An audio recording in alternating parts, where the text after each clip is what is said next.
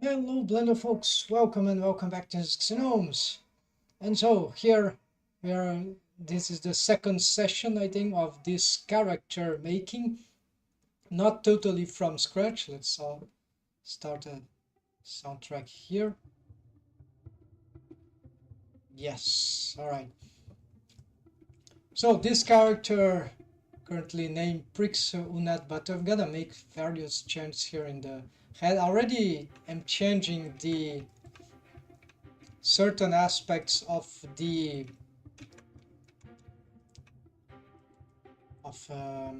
what they say about the character design. Yes, I already know.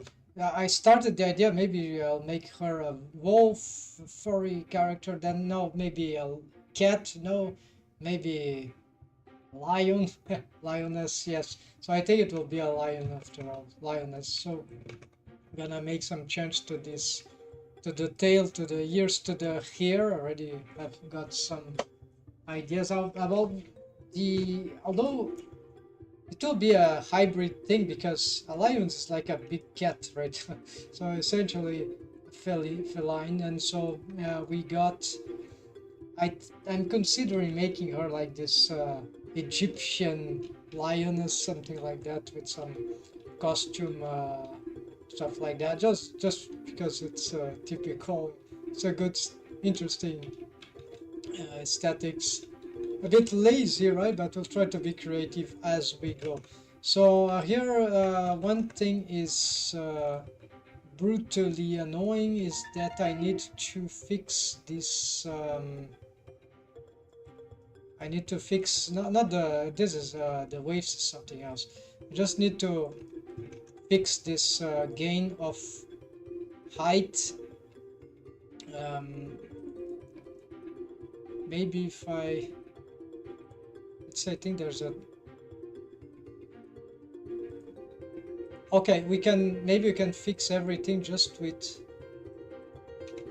No, we can't. So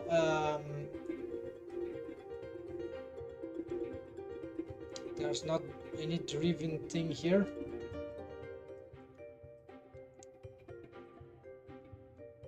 Also not being driven here. All right, so just gonna pick some bones which are having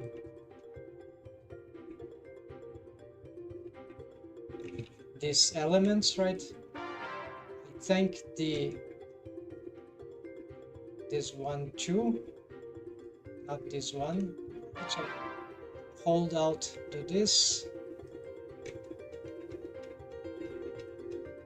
and now it's just this. Oh,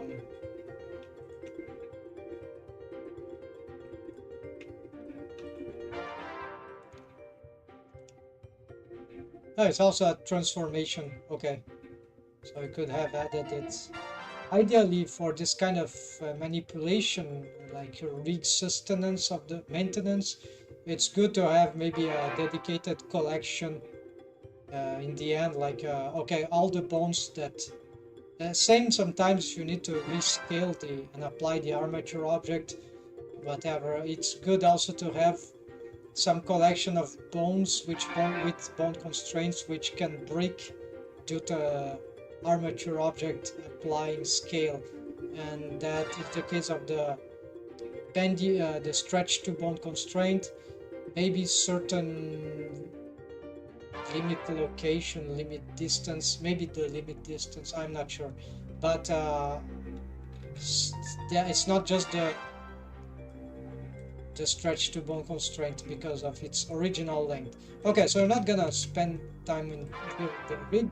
We're gonna the skeleton because we are still in the mesh making process, and we'll probably gonna get here. We're gonna address some, this, yeah, this goes towards the hand, so maybe it's better to leave it like this, right? How many loops we got here? So 1, 2, 3, 4. 1, 2, 3, 4. Yeah, there's sort of 5. Yeah, they're not equivalent. That's okay.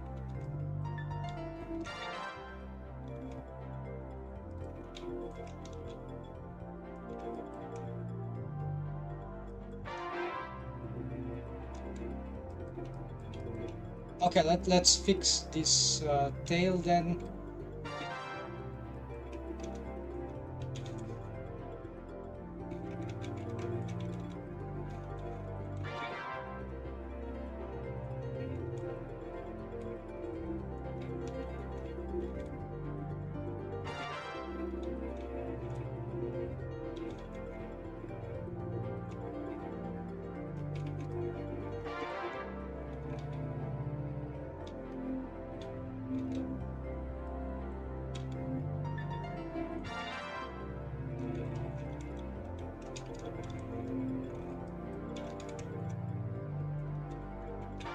Things have clipped.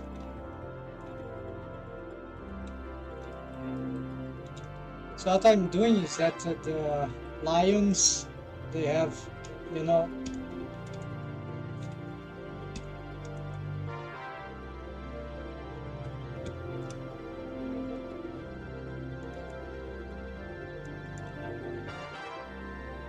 the tip of the tail is different.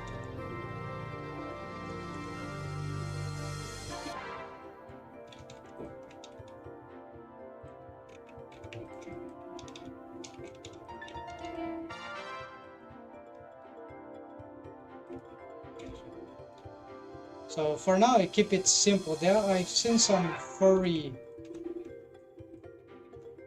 guy, someone that on YouTube that is live streaming every day, constantly on VRM, right? Virtual reality modeling. He used Blender, and I've watched 8 hours of his workflow once just to see what he was doing and try to. It can be very interesting, and he was precisely showing demonstrating some in the workflow, some idea with the fur, like a spike mesh getting outside of the. It will be better with a reference, but here, let's see.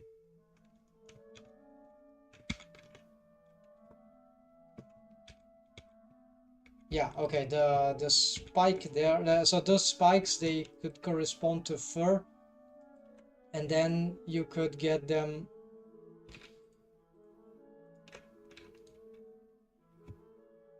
So there is something like.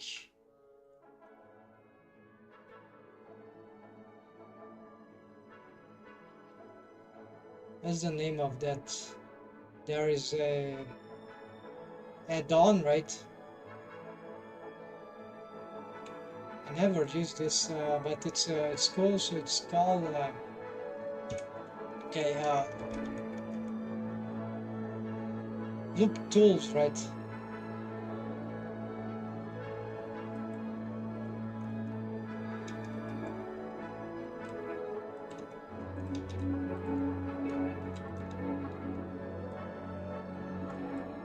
I don't know when this happens. Of course, there is something. Yeah, maybe I messed up here. Some geometry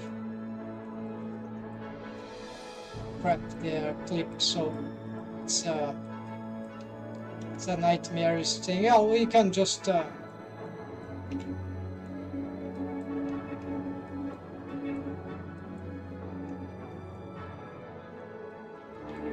Okay, this is getting horrible.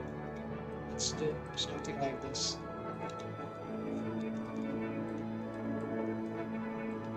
Okay, so it seems that we got some clipping in here.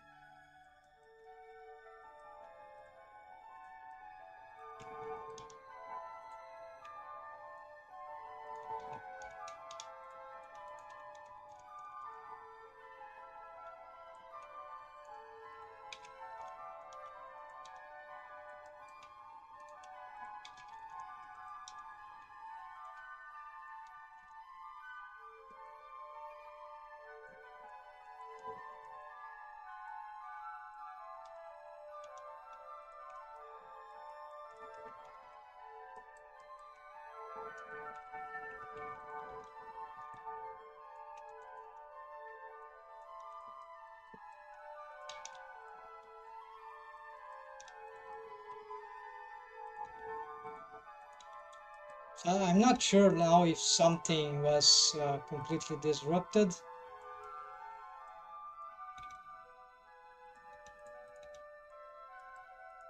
But whatever, we got this thing.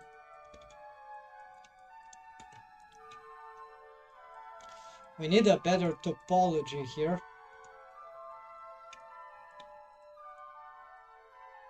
And so this can be probably solved with just another here, and then we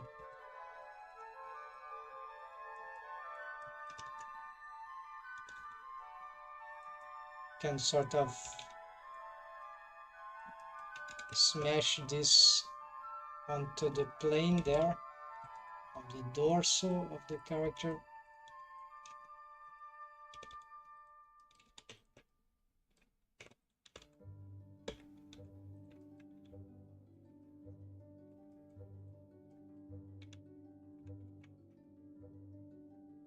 Yeah, I want a regular mesh geometry, but that doesn't mean we can provide chessboards everywhere. Sometimes, just like here, we need to do something more adequate for the mesh topology, and that will suit rigging and everything else. So here, how do I solve this simultaneously? So I was trying this rotate thing, but this circle thing, but it's not. Maybe I should just delete everything, but if I'm not wrong, maybe there's already some vertex groups here. It's arguable if I should reuse this mesh or not, but now it's too late. Let's just I'm halfway the shape.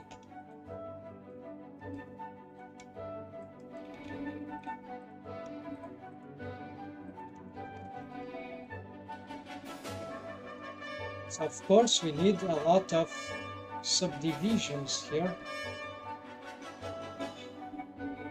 but we're gonna make this with the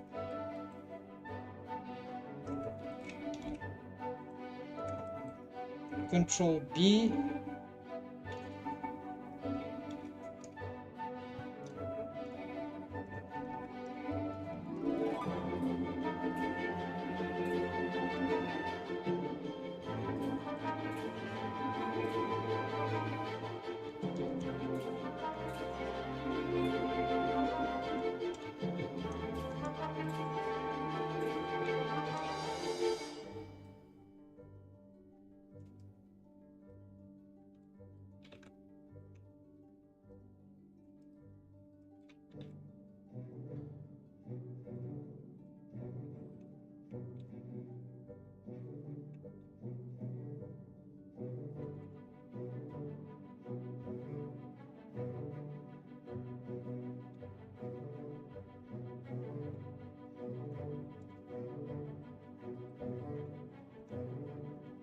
The mirror modifier really makes this work much worse, right?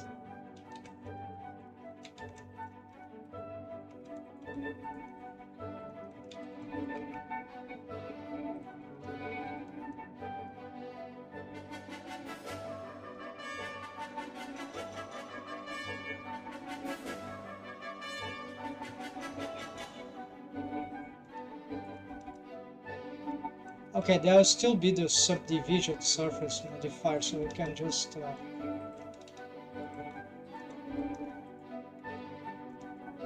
that should be good enough, yeah. Because in this case, this is a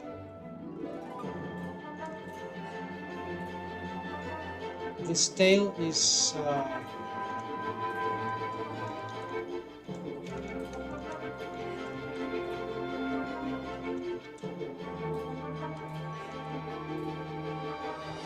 it's thin, right?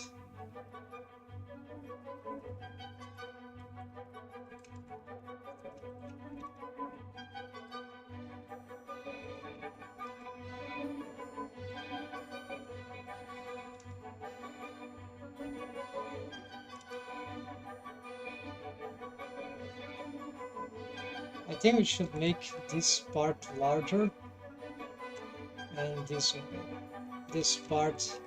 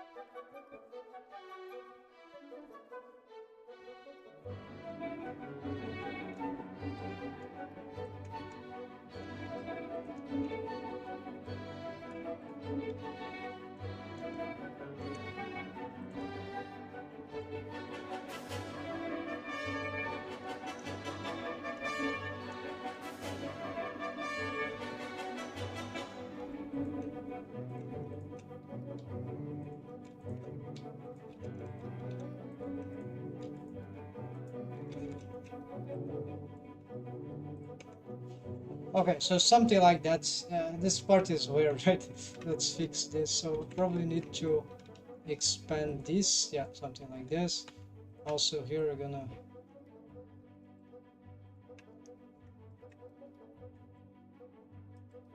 like maybe dissolve this, enlarge this, make this one larger. That's same in this part.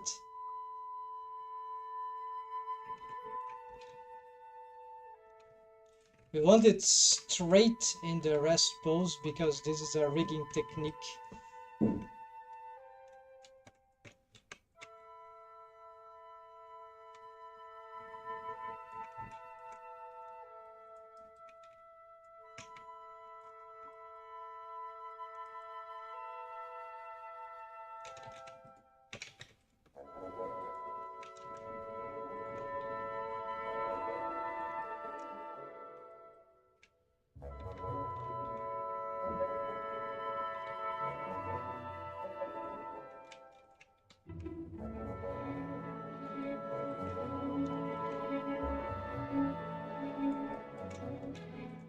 Yeah, too many subdivisions. Again, maybe the tail is a bit too long. Let's see. Oh yeah, it's that's one of the reasons it's not working very well. It's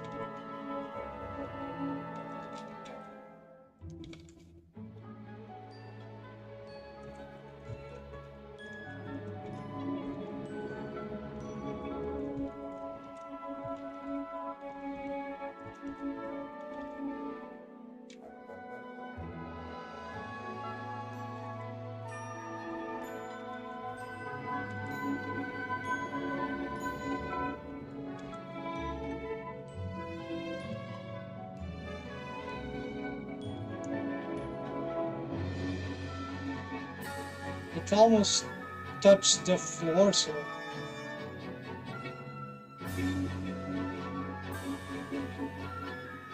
yeah, maybe just slightly.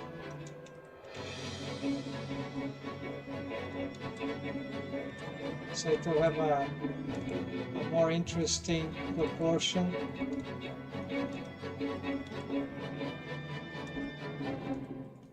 Proportionality. Okay, maybe this is better. See that it's not very straight. So maybe we can just do like here, and that is fine.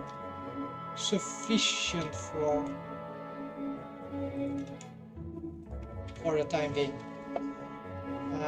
Then we also want the hair would be very fundamental, but the eyes, right? The eyes, the muzzle are gonna change. So now maybe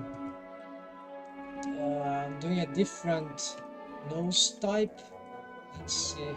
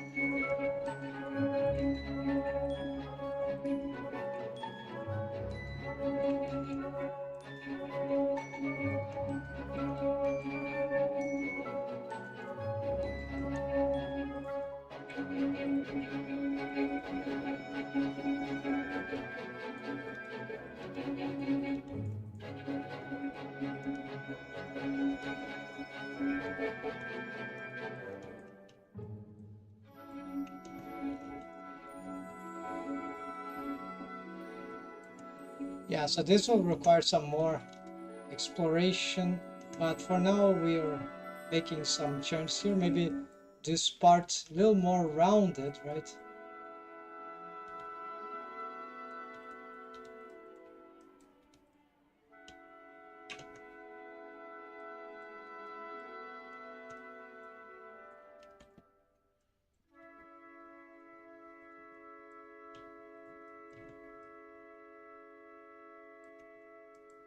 So the eyes, right? So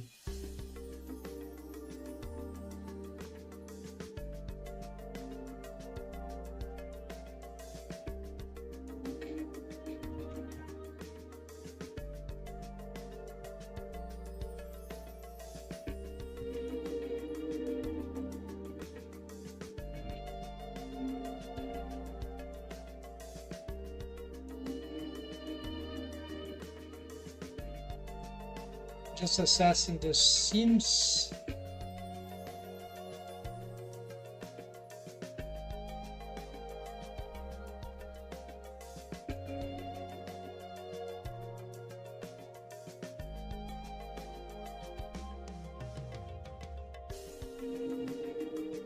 Is it right there? Yeah, should be.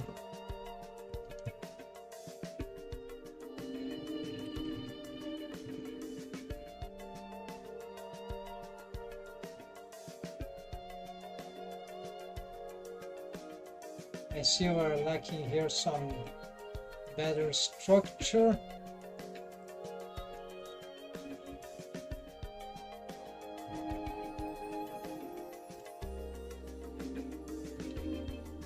Well, it's just this. We just need to rearrange this mesh here.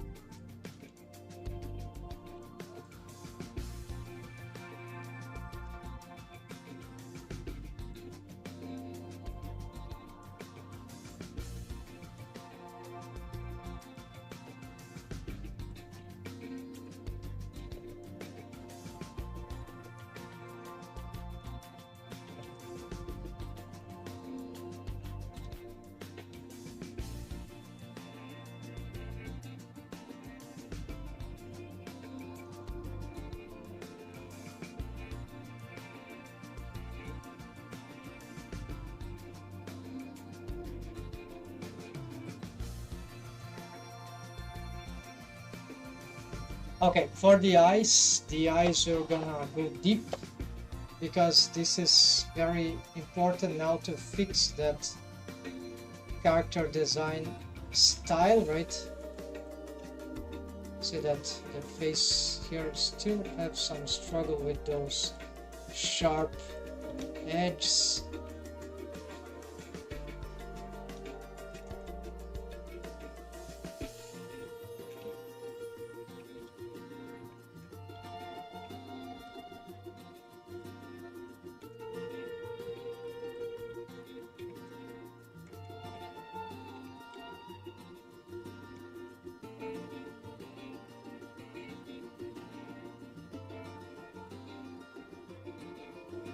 Yeah, where is the size of this thing? Oh, there it is. Yeah, it's on the 3D first. Crap. There we go. That's why I wasn't visualizing it. Okay, this sounds interesting. I don't know why it is rotating all the time out of my...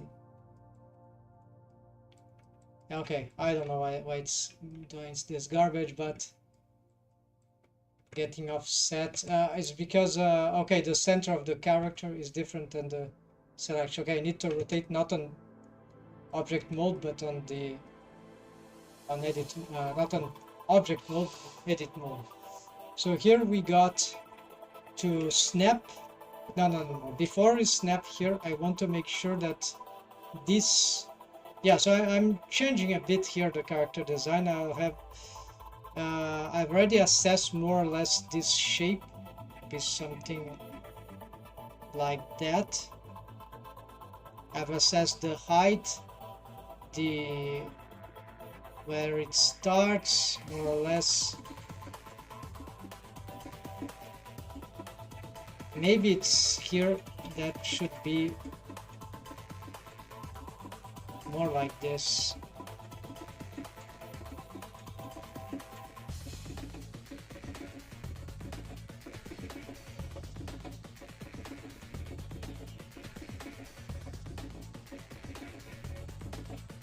Okay, so this is a different mesh. We don't care right now about that. I'm trying different variation of my method for the eyelids and eyelashes. So this is the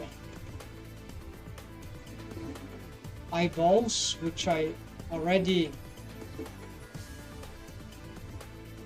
adjusted more or less to the shape I want. So I'm gonna just bring it, yeah, something like this, right?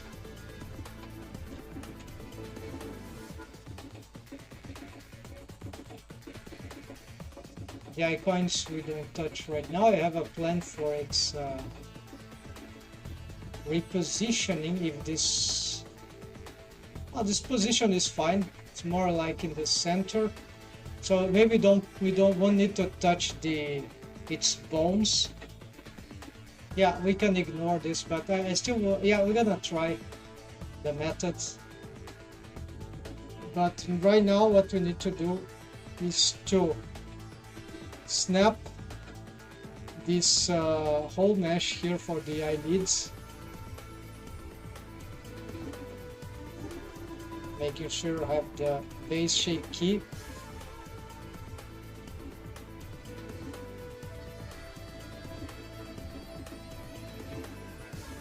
I want to snap everything here onto the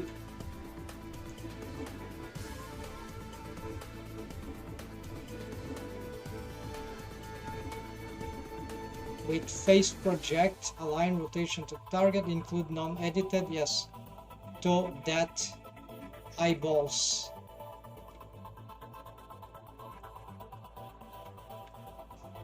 And so apparently we got some issues here. Maybe it's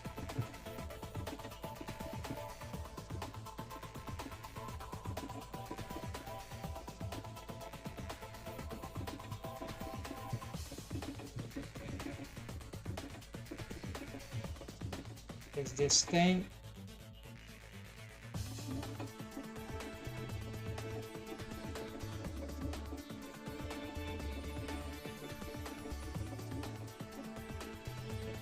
makes no sense to me. Okay, now this, maybe we're gonna hide this for now, because these are eyelashes. We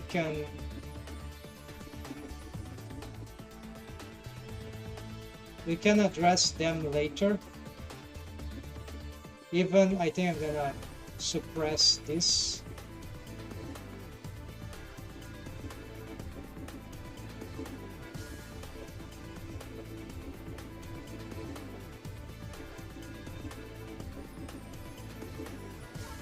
This is going nuts, so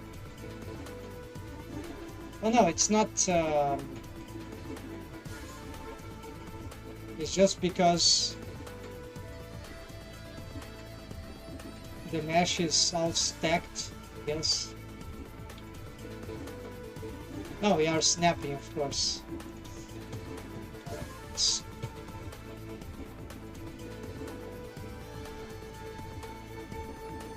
Maybe these effects? No, it's not the case. Yeah, it shouldn't be so painful, so let's see. We got... Oh, I know. I need to unlock, maybe. No, still is this happens. So what we need to do is, let's see if we have the... No, here they are. Okay. They are not exactly where I wanted them to be, but they are here.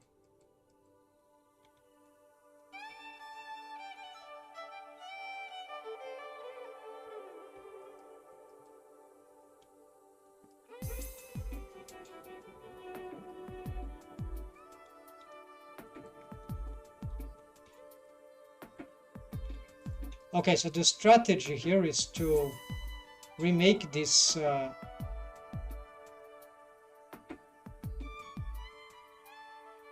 yeah, they are affecting the... Yeah, we're gonna not address any of this right now. We just want the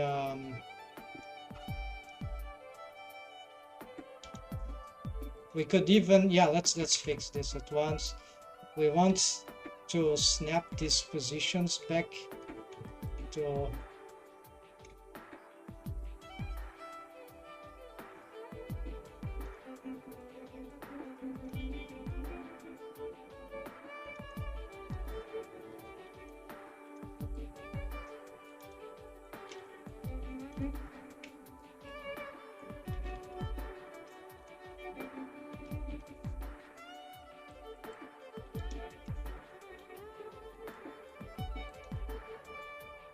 I think I would have more than one vertex here. Maybe it's there, yeah.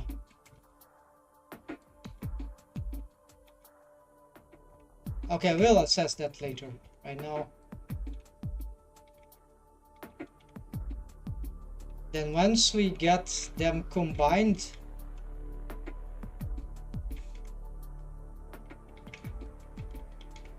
well, there's a better way.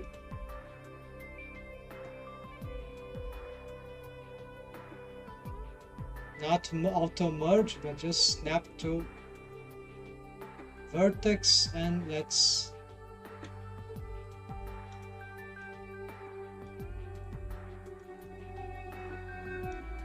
Yeah, this is much better. Oh, I should have remembered that. Okay, so now we need this method, and we're gonna select this, expand the selection. Yeah, it included all these vertex. Maybe you just want to make sure. What is the here? We don't want any of those things interfering.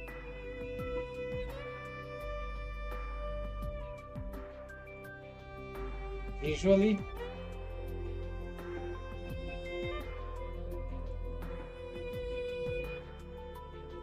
Not even the grease pencil.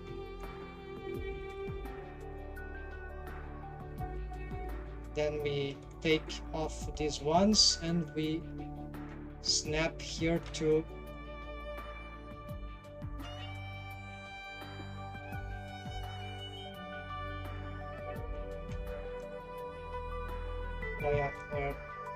uploaded, not edited.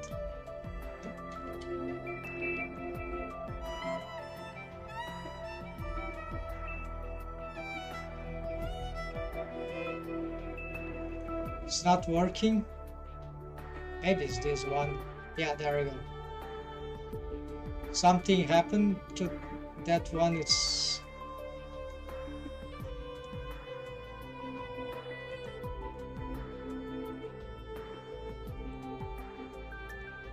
yeah, it depends on the angle. Here I think it got confused because of this. Yeah, this is but here it worked for all the rest.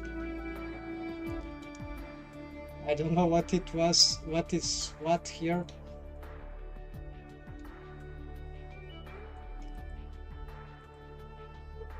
Okay, this is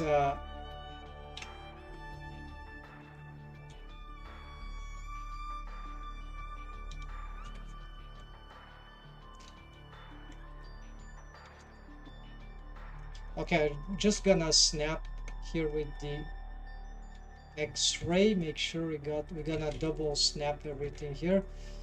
And these ones probably, yeah, this one goes right there. Same here, yeah. So we snap everything here.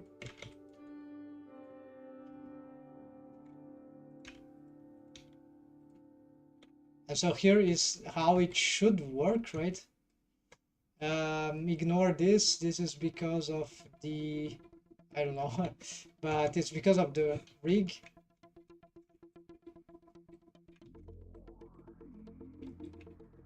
It shouldn't be, or the shape key.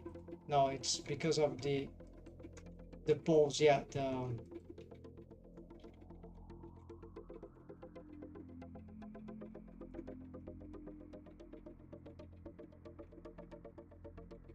the bones, what they are doing. So we just need here to address the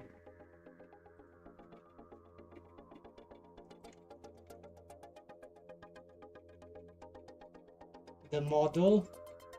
We're gonna change a little this, so always snappy here.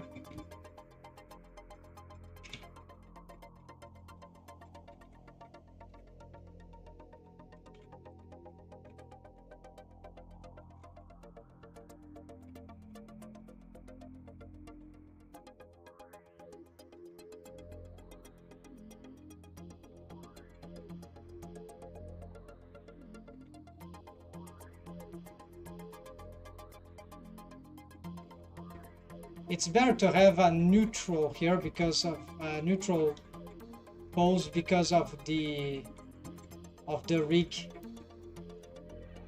generality, right?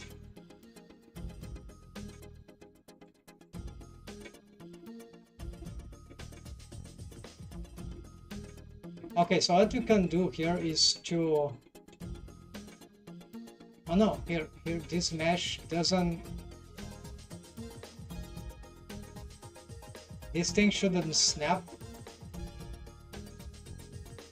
Okay, I'm gonna smooth this out, but it should never snap, right?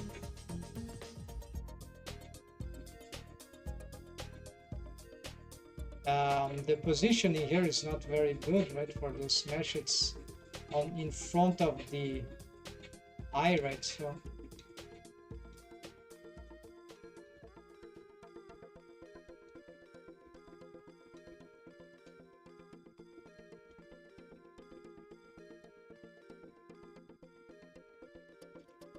this should already snap. So here is according to the character design, we could. Okay, here we need to snap.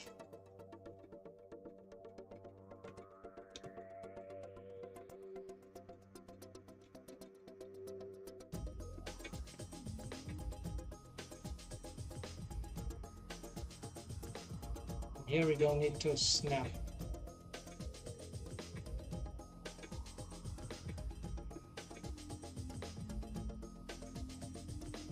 So here the upper cheek, we must decide if it is on top or not. I think not. We'll try it this way, a simpler way. Maybe it doesn't look as cute, but it might still be functional. So we're gonna try to make this mesh. Yeah, here you need to be careful because there are actually two vertices here stacking.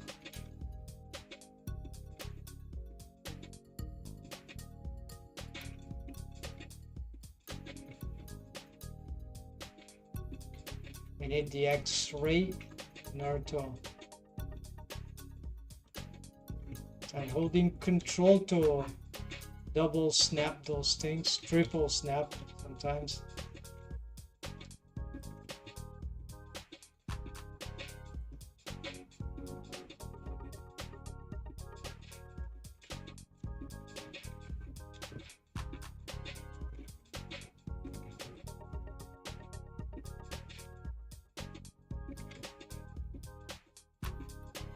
Want this more like straight line so that we have more a more regular geometry for the base pose. As for here, we probably want this part to have also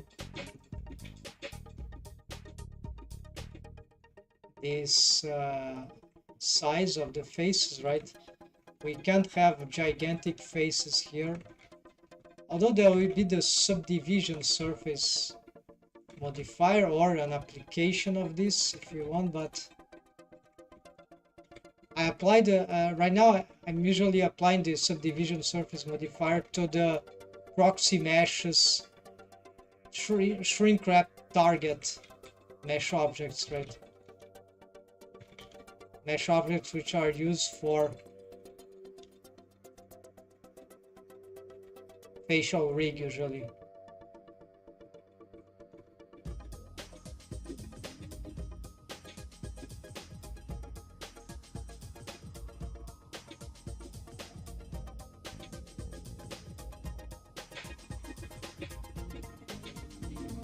And because this is three-dimensional, we need to be looking on various angles to see what we are dealing with.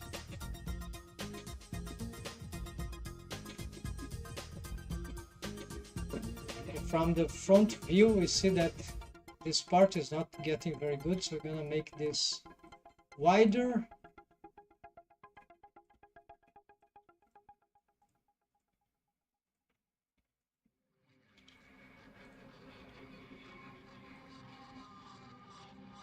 So that will make, and this a bit more rounded, so we are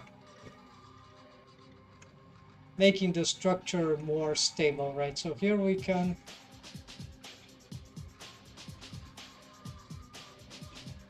these ones require snapping. You see that here we are overlapping, right? So we don't want that.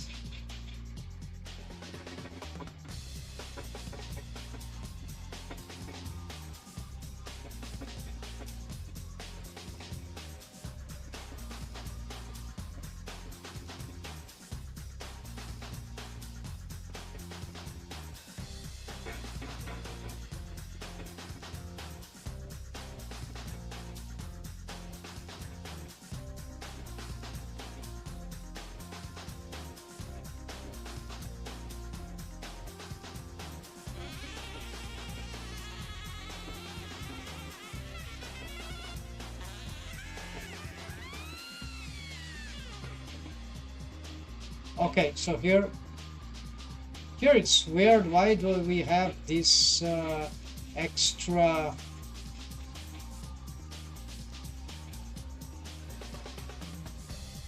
why do we want to have this incoherent face look here if there's not for the bottom? It's like annoying that you can count, like, let's not count this one, but let's count 1, 2, 3, 4, 5, and 6. Now let's ignore the 6th.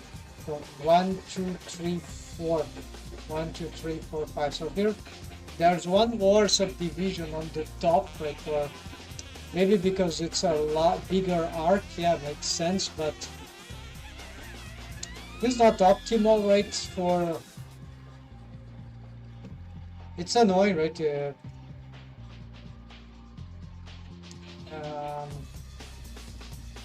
but do we really want to deal with another subdivision? Usually, if you can do with less subdivisions, that's better. So here I don't have an answer, so I probably kept like this because I never found what was ideal here, more convenient, so I just left, well, that this works, let's, for the skinning, so let's skip it like as it is. So here, let's solve this aspect now. It is the anatomic, eyelashes anatomic, right? And you see that some mesh there is doing some crazy stuff, right? So what we need to do is to, however, so let's see how are her eyelashes. Yeah, so they are very bold on the sides, and here they are maybe not too big.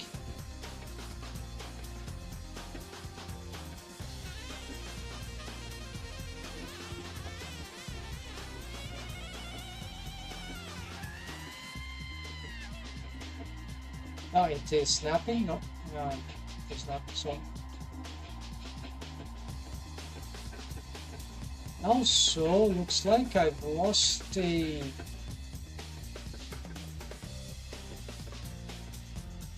No, it's because of the. Okay, so this is optional, but yeah, this will cause recover. Okay, but let's now let's do the following. No, it's a bit too dangerous. Let's just add this and extrude.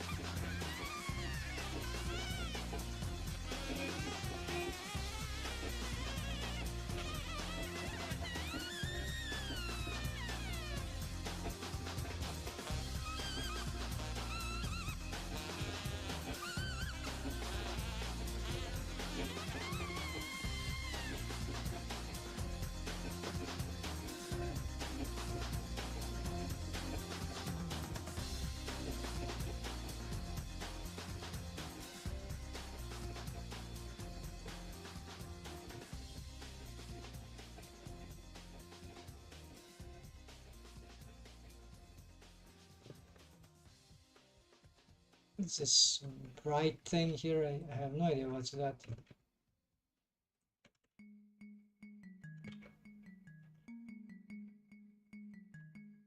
Okay, it's just this edge crease things. Yeah, probably.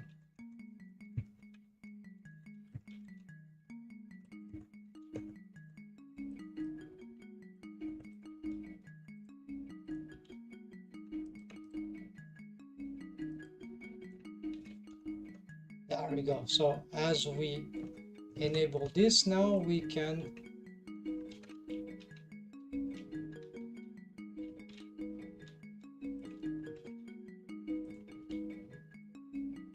make the shape. So this collapsing of the eyelashes on the beginning has a purpose that then it's much easier to make the eyelash follow the eyelid's contours, right? By default it will be following because this is an anatomic shape key. So we see that we have lost some organization here, probably wrong posing.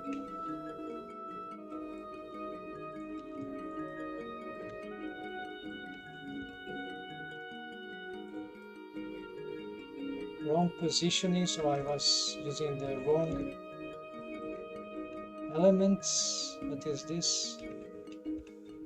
Yes.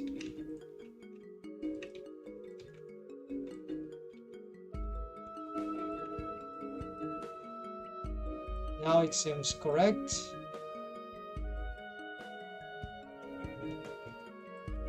So I need to edit from here. And what the hell is this? Okay, badly positioned.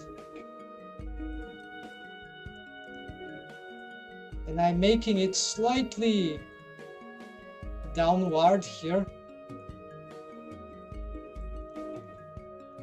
because this will favor certain, well, maybe not, it's not necessarily the default response for it, but it's a good question. So I let it more or less straight, a little slightly down, not as much as we can automate.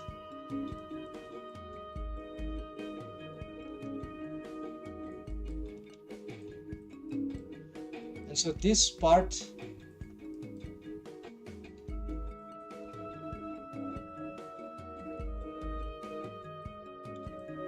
will be the bigger one, right? So I'm gonna make it very exaggerated. It's so much here that maybe we need more subdivision. I'm not sure.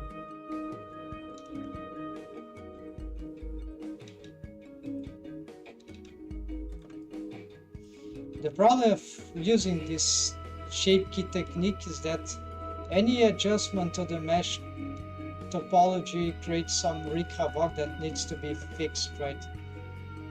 It's very painful.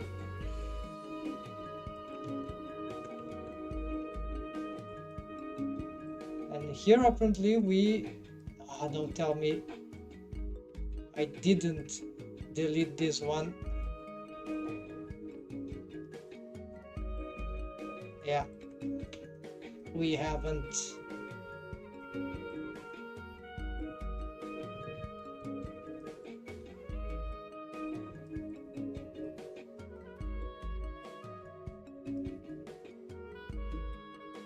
Okay, but this doesn't seem to have caused. Okay, this time this seems to have worked better. All right, so.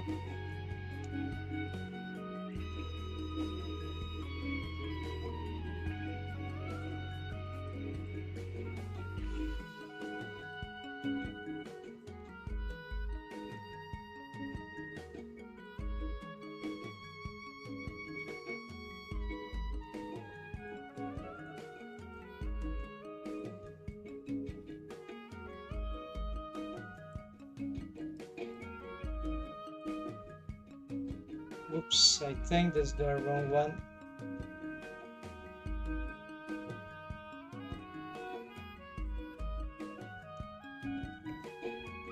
Yeah, the T is not the correct one. It should stay there. Okay, so maybe I'm missing now some structure.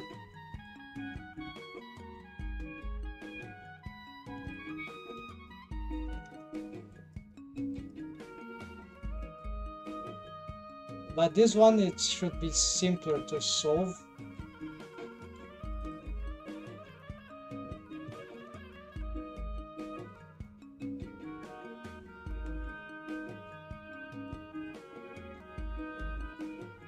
Oh, look how interesting.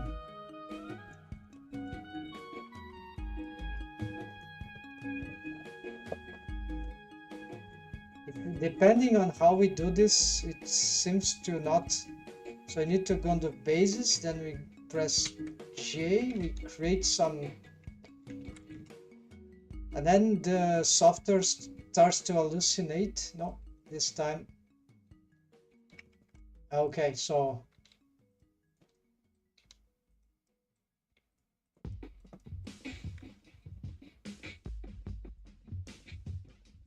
And now with these AI things, now the computers, they hallucinate, they have hallucinations.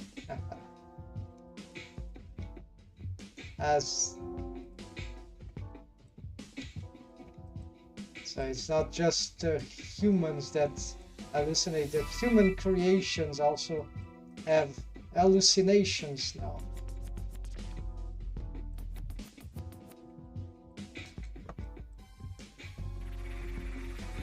They have the right to hallucinate.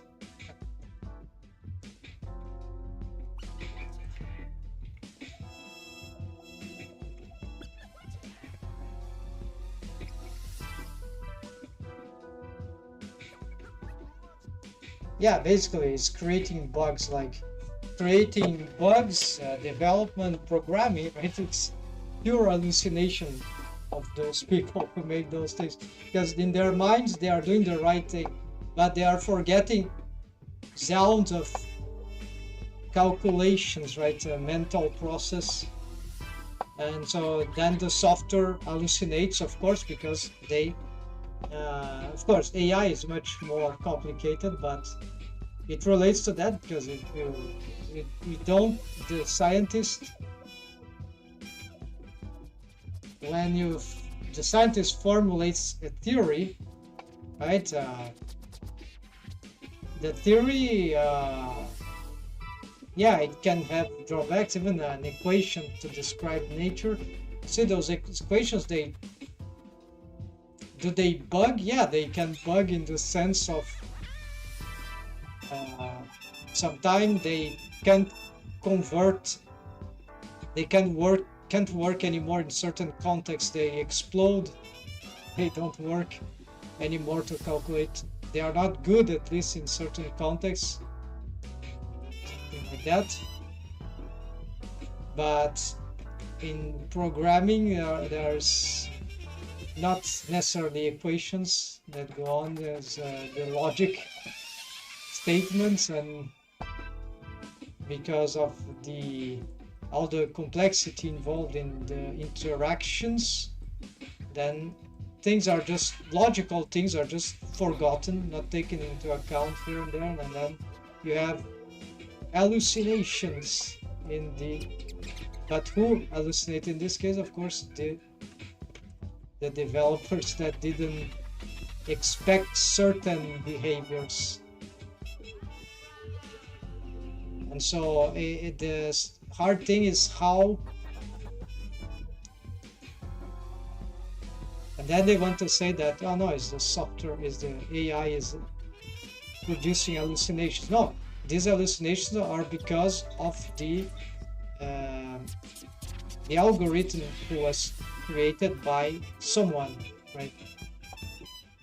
So it was an hallucinating system by default. It was not an accident. It was overdue.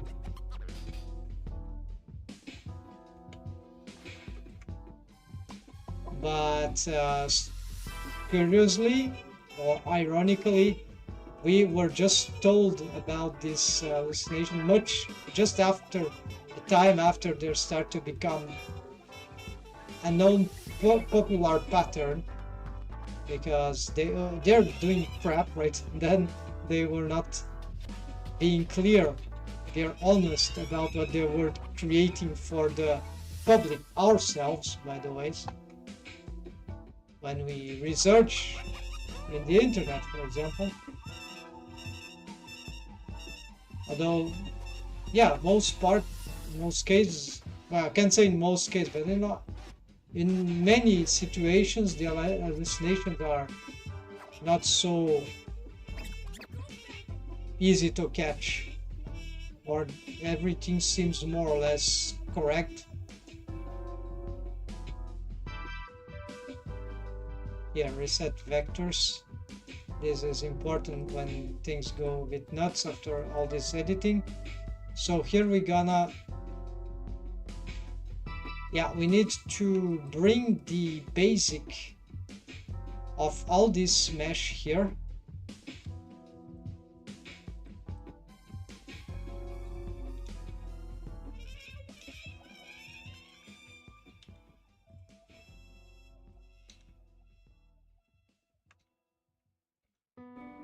For this bottom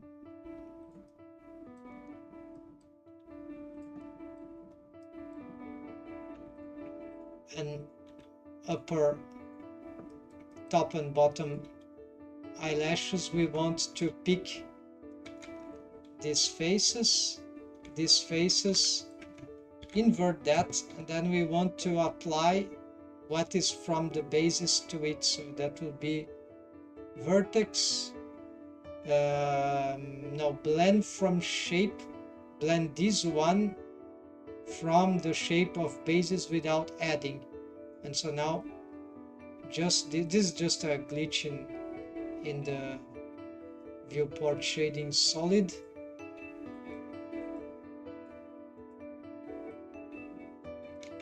All right, and then we have also here, I think there's another issue. Yeah, there. So this will be simpler. Okay, I can lock this one. So as for this one, just aligning, adjusting some stuff here.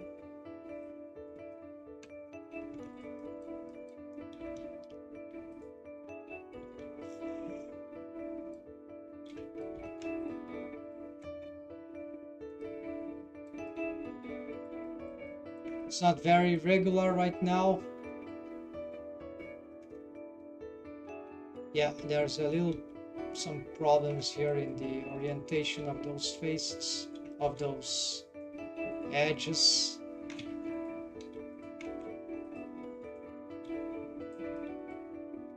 Not too grievous problems, just some things to be aware.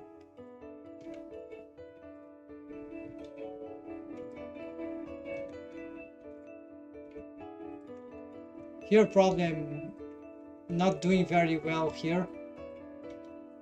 Probably breaking stuff. There is a way to align this very well.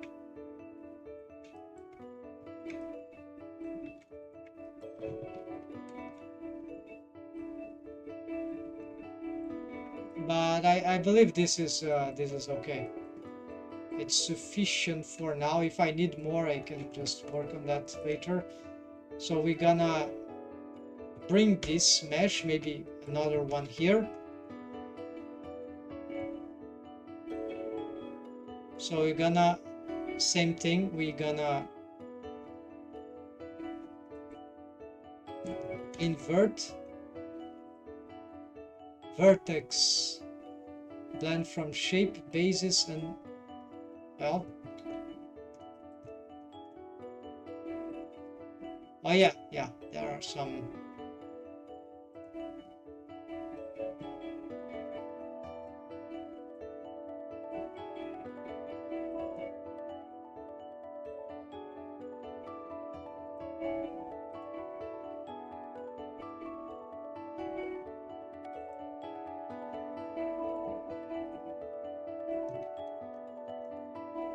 I don't know, I feel like there's something wrong about the chin, but maybe it's already messed up. So this is just a basic thing. Basis thing. Yeah, when did that happen? I don't remember. Haven't spotted that.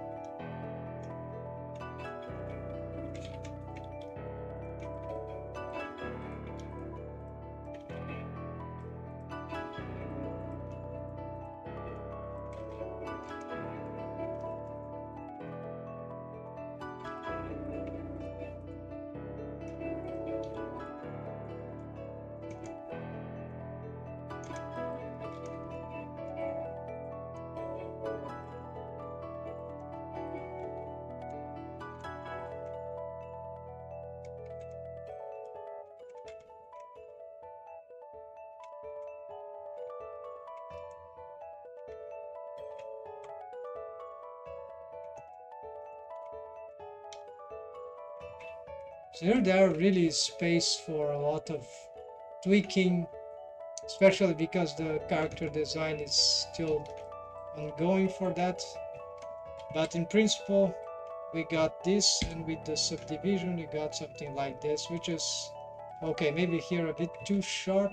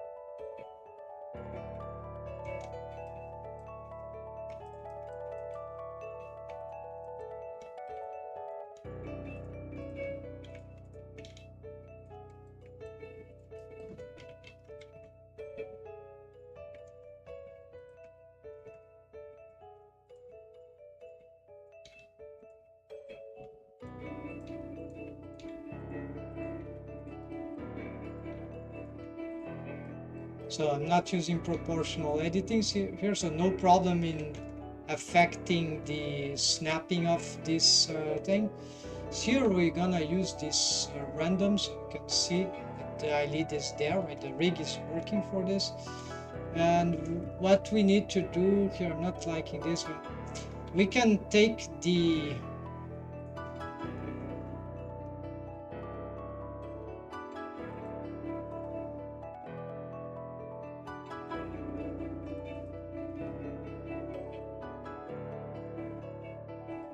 so we can take this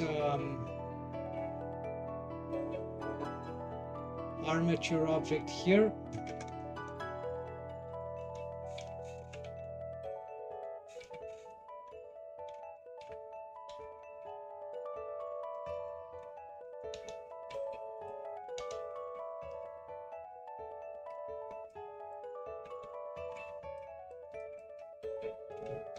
and we can look for the whole bones. The only problem that we've got here is that on edit mode we have this not these ones, but we have these ones maybe a bit too far from where they should be. So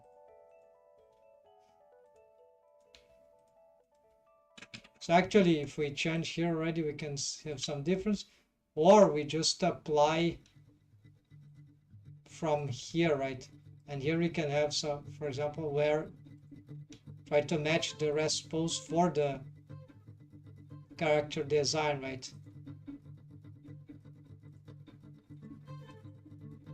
So now you see we start to have, yeah, here the automation of the eyelashes producing some issues, but then we have the possibility to just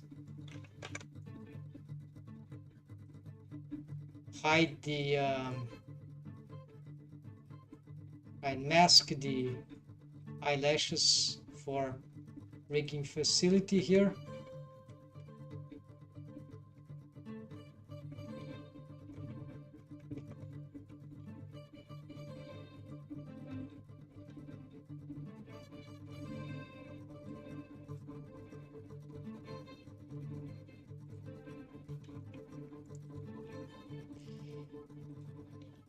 The problem if I'm doing like this,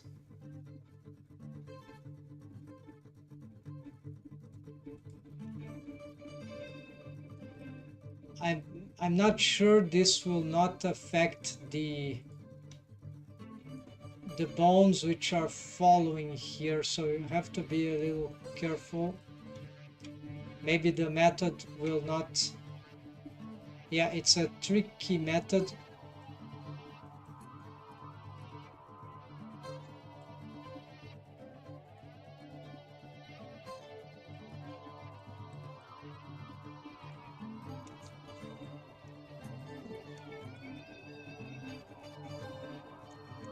I really want to do this.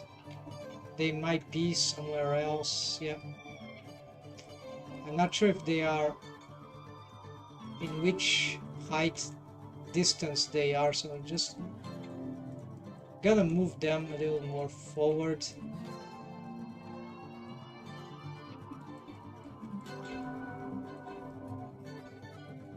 Okay, let's see if this works.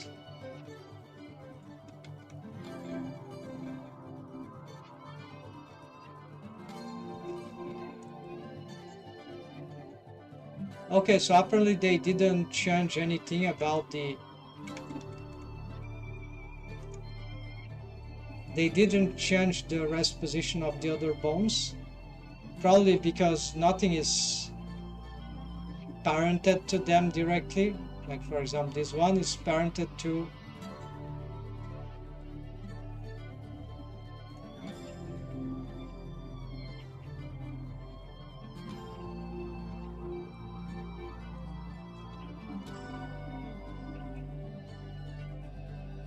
mechanism toon head, right? And this one is part of the warp. So yeah, no bone is parented to this. Oh, the actually no, not even the eyelashes. The eyelashes also are not parented to the eyelash deform bone, yeah, to handle.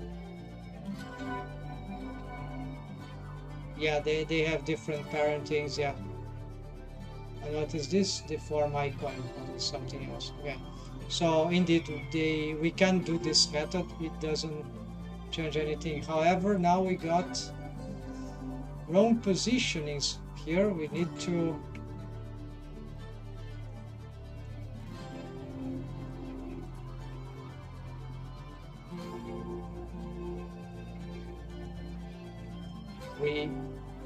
do this. Well,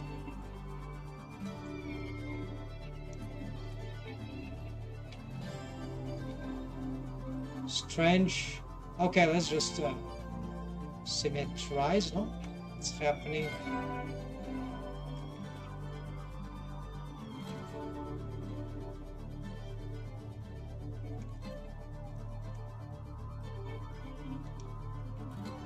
Okay, the bone is kept pointing. Oh no, okay, we need to pick the whole bone. That is it. Interesting. The body of the bone, not the tip rates. Otherwise, we can do this thing. All right, there we go.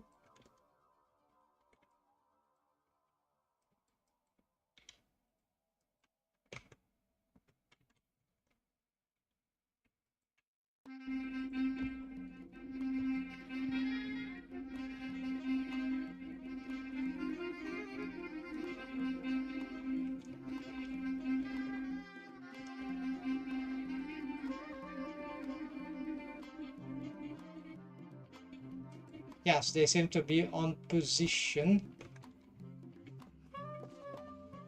So let's do this for the icons now, though this is just... No, that won't work very well, because...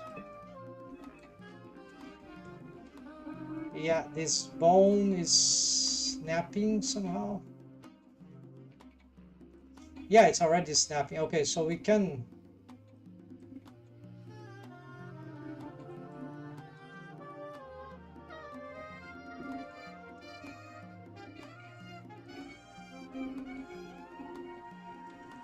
The control is here, right?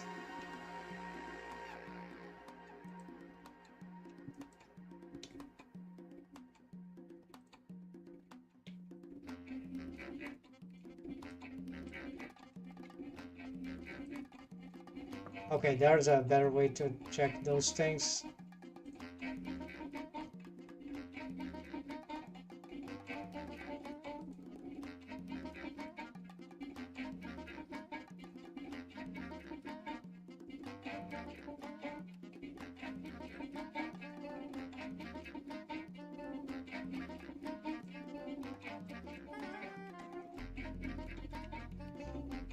Yeah, so if we reset this bone, right, so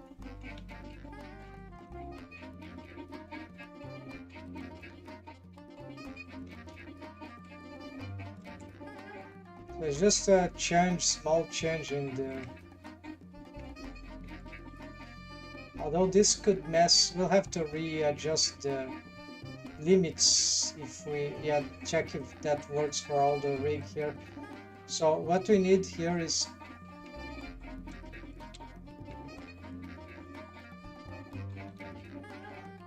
to grab this one, and in this case these bones are parented to it, so it is, the bone is taking all these features here,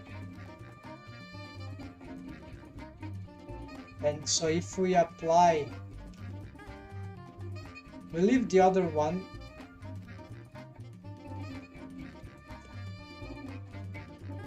Okay, so you see it's highly tilted. The problem is that this will affect it will not affect the geometry, but we don't want... Yeah, right now you see it's a job for both the mesh and the bone, but this mesh is also complicated. I will have to. The problem is that editing the rotation of bone, of skeleton and mesh at the same time is tricky in Blender, because you cannot edit two different types of objects simultaneously usually. So this is a complication for this kind of setup. It's mind-boggling, and the method to apply the rest position to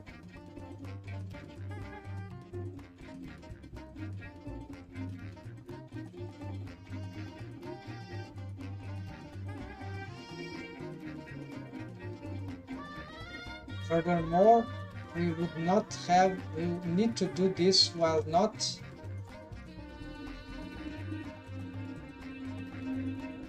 applying the change to these little ones shrink wraps for a very specific reason, because they will sink into the eye's curvature, and this one is the central one.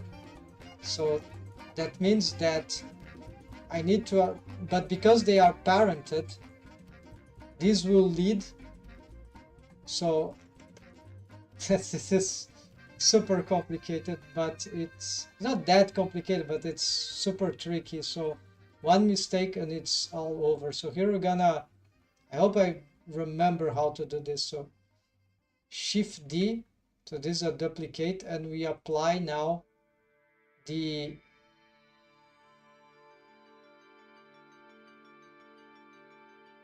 this, and then we go here and we apply, I hope the order is correct. Well, it does look to have been aligned with the new position. Yes, they seem to be aligned. And now when we go on, this hasn't changed this one is still where it was, right? We just reset. Now what happens is that these ones, we're gonna, so they seem to be straight, right? They are not deepening, but now we go on pose mode and we gonna re-enable that. Now they sync and get the curvature of the eye. And now what we need to do is just to make sure we symmetrize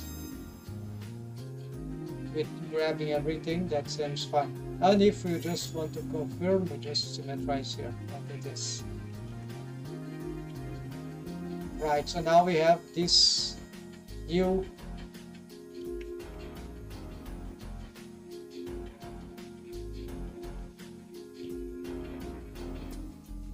eye, a bit more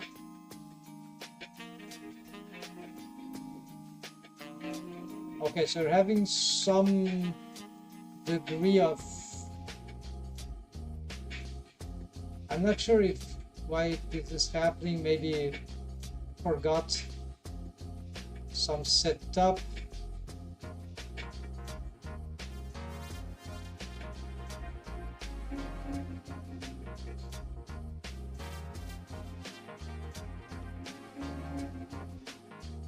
Maybe some wave paint. Well, I edited the mesh, right? So this is why it's, maybe we can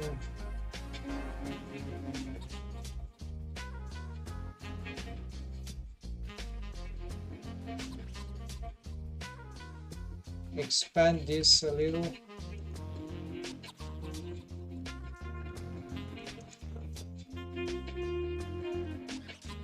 But we are having holes here, and this is because I'm making a slightly different setup here.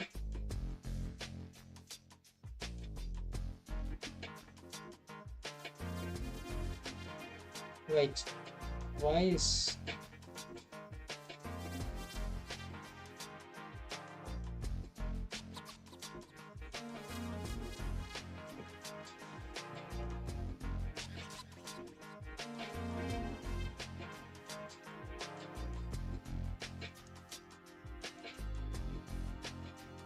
I don't remember this value now.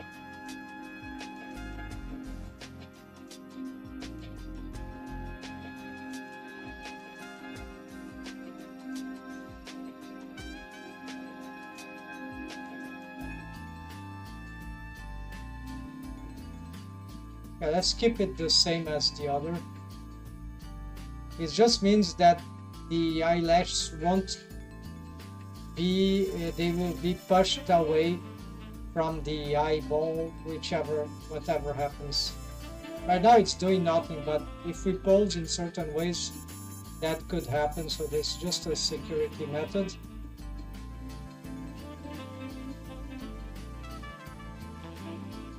Then I'm trying to simplify this setup. This I added also to secure some elements there, but it's not really necessary.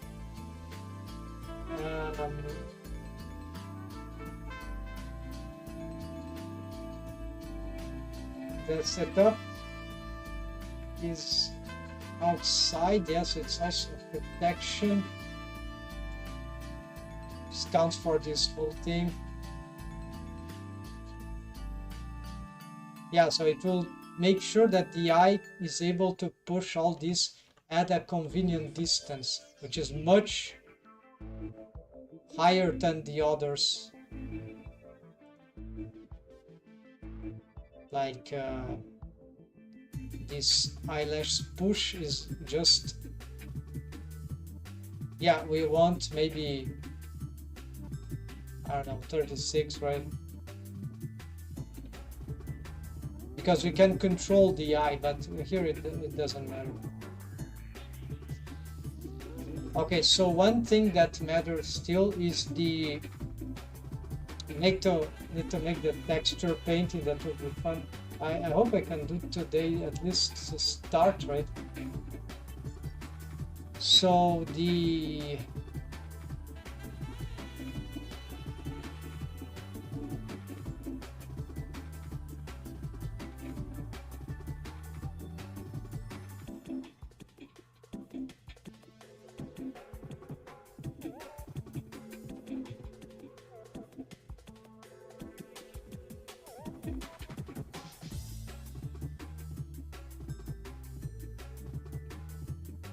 I need to figure out how to make some glow with this this shader. Okay, but let's see what else I was trying to figure out. Yes, so yes, totally. So we have these things which are a problem, and we need to make a wall here. So the way I decided to use another approach here that I'm not sure it will work. So we're gonna destroy this mesh, and then we're gonna go on edit mode for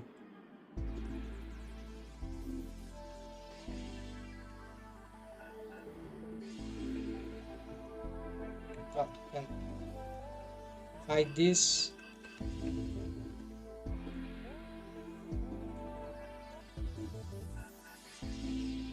Yeah, so I want all this circle.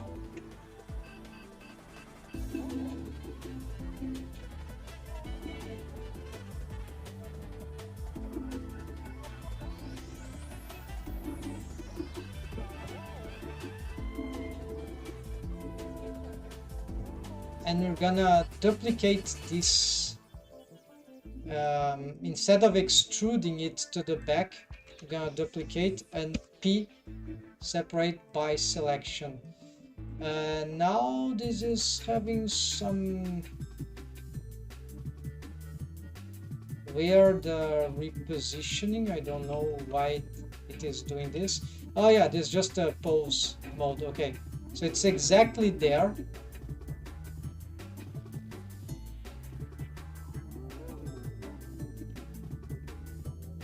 And I want to get this mesh, make sure it's got no shape keys.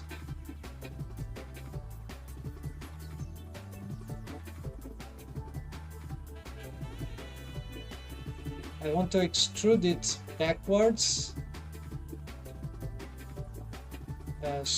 reduce them, makes like a something like this, so just far enough behind the, so it crosses the eyeball, so this is safe enough. So there, make a ramp. We can also do this and maybe scale like this, scale, doesn't need to be perfect, right? It's just some, maybe we want a little more, not so high descents on this side, but it will be very small, right? Anyways, and this is what I'm calling the eyelids borders walls, or yeah, walls, so eyelids borders, whatever.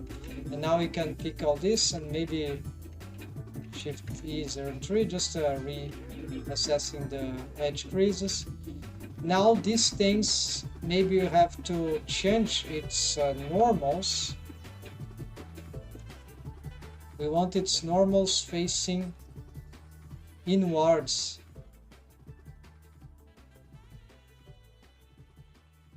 Shift N,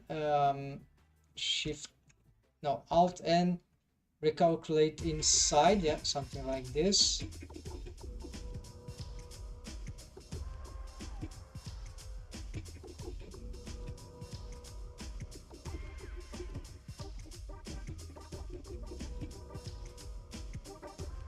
So the problem is that we have to make it follow the mesh, and I hate this system. That's why usually I did a non-manifold mesh, but that started to cause some problem regarding to shading, not because of my method in particular, but the relation of that method with the face culling, something like back face culling, which I started to use as a strategy for rigging, also to economize some, like the mouth interior, so you can use this thing, but then if you use it, it applies on all materials. Apparently there's a technique in the shader editor to prevent that, but it sounds a bit tricky and I need to research. Maybe it doesn't work the way I want. So this is why some people, usually people separate the eyelashes. I think this is a terrible idea. I hate separated meshes that are intricate. I just find handling those objects a nightmare when they need this kind of precision, but sometimes the only way to go is the best way. So in this way, at least I'm using for a very piece of garbage mesh that aesthetically doesn't really matter.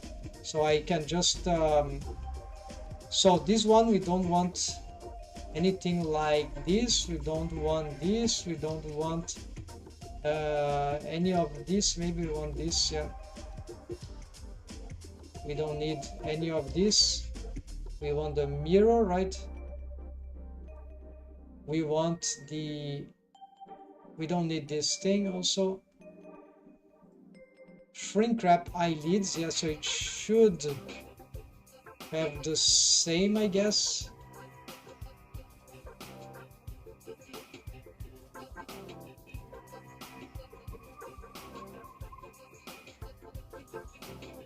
We see that it doesn't seem to be following correctly the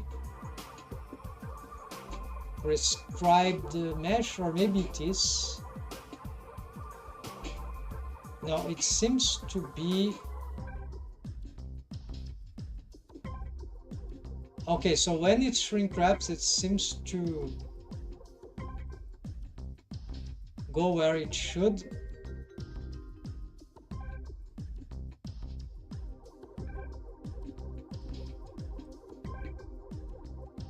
Okay, so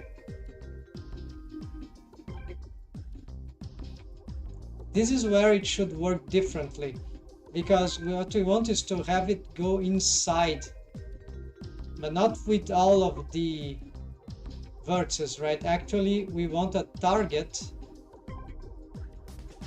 and this distance could be anything, right? Well, we have it actually, so it's actually... No, it was stacking some... Okay, but even so, it doesn't... So inside, this is why... Actually, why... Yeah, I need to use this just for this mesh here. Maybe a solidify also works. Let's save here and try something like... I'm not sure this will work because solidify...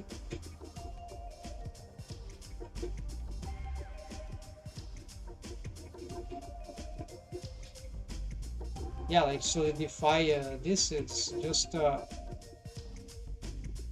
right, it's just an edge ring, it doesn't do anything. Geometry nodes can do this, but this will be overwhelming. It could work, but yeah, and then we want this... it will be nice because it will be automated, right? So maybe it's a good idea, but I don't want to test it now. I'm a bit rusty. So here what we want is to...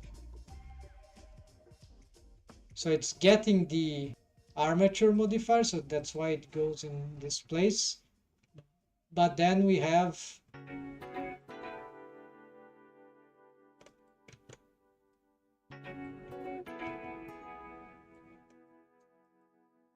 See, it's still having the gap. It's like the...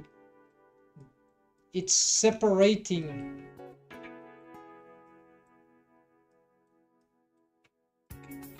Like it's not merging correctly with the eyelashes. Yeah, so I was expecting, not even with the eyelids here, so it's like there's I need to use, I don't know, data transfer or normals, all that. So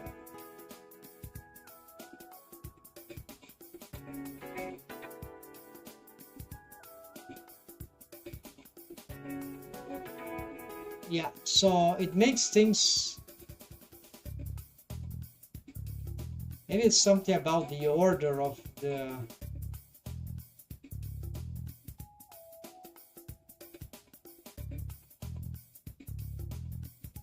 No, also not. Oh yeah, this target is wrong, right? So we're gonna...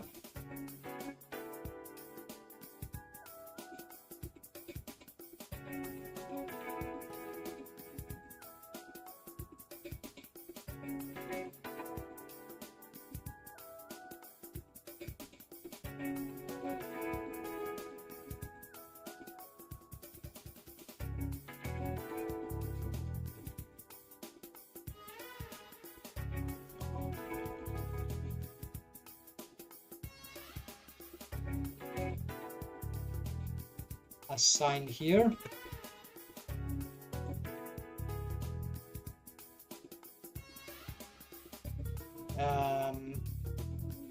Yeah, why am I doing this? I don't need this. It's just a security aspect. It's like redundant, right?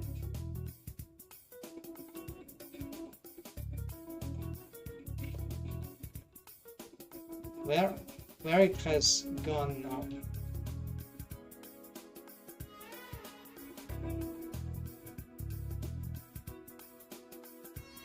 Okay, I think I destroyed the mesh. Let's Control Z that.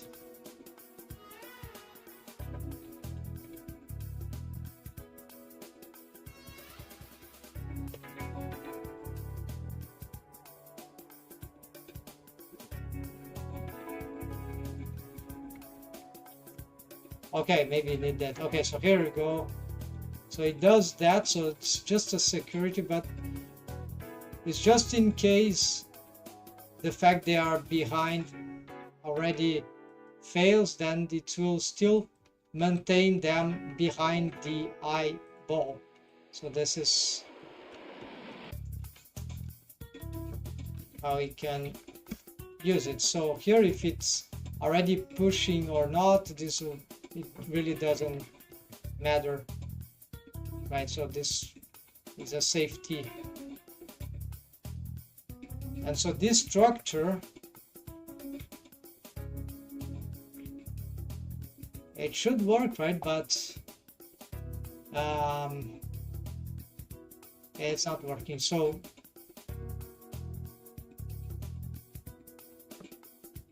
it's not other modifiers which are affecting this, is really the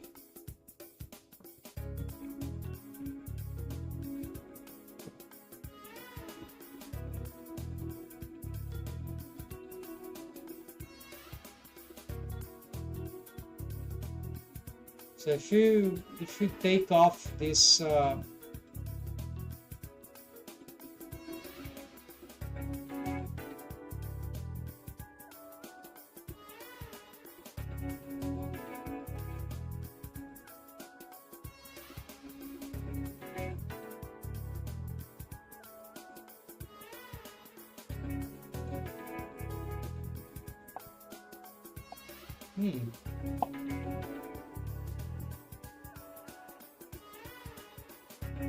all right, so maybe there is something about this thing. Okay, maybe there is something. Okay, so I got an idea here. We're gonna copy modify, no, copy selected modifier, only the shrink wrap eyelids.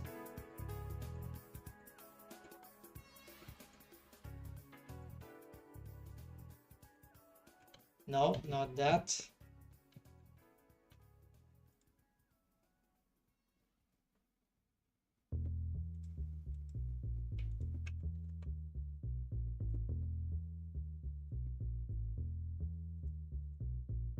We're gonna bring this before, there we go. Okay, so first it needs to, yeah, that's still not perfect.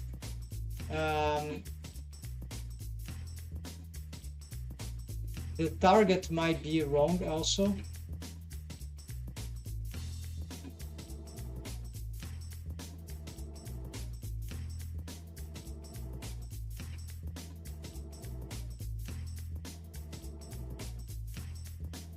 Okay, we don't want to push both of them. So in this case,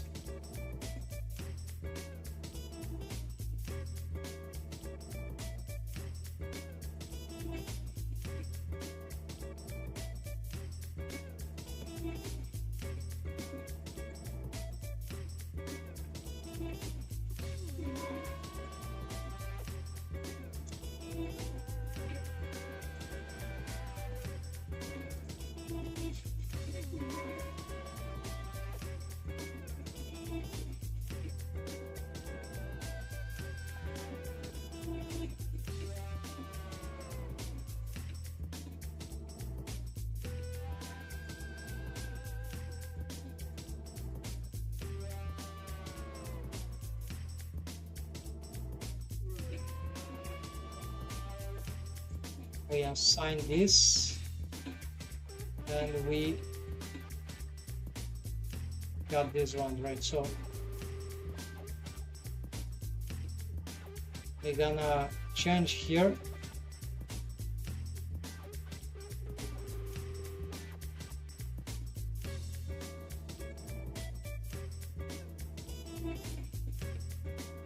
This is the push forward, so it's like front.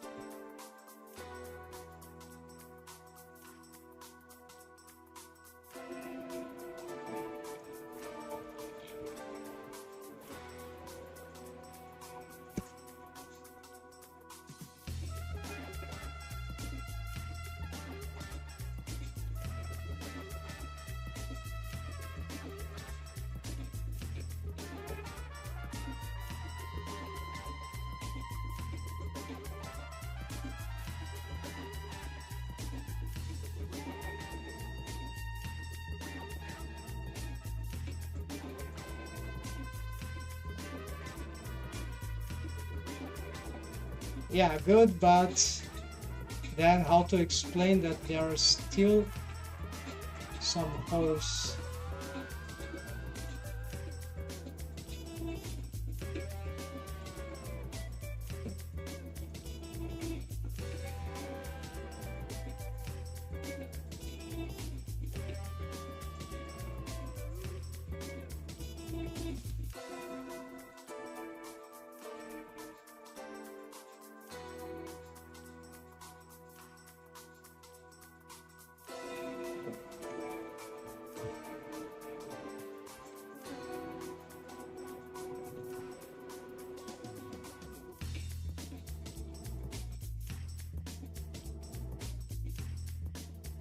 Yeah, see with the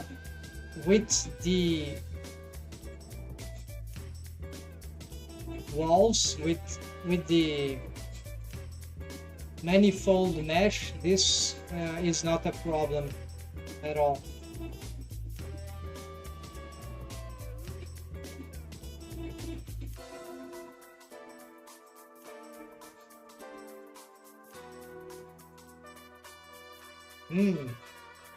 Strangely, what is...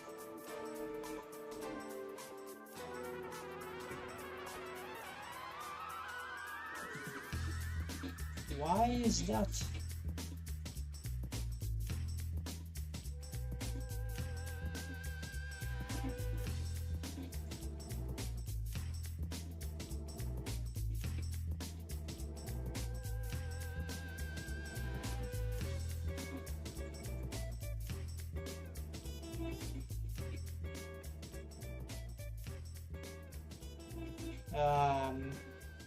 Okay, so maybe the subdivision is different, but what's the edge crease of this? 0.3, right? So this is the mesh for both the...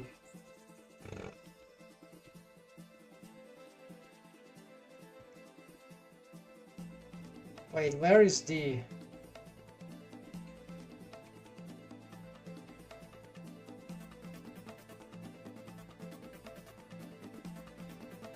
Where has gone the...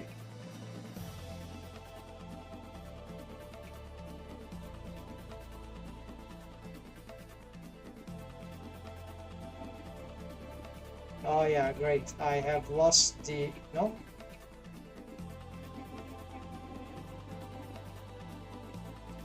Why the eyelashes are not showing on edit mode? Not even here.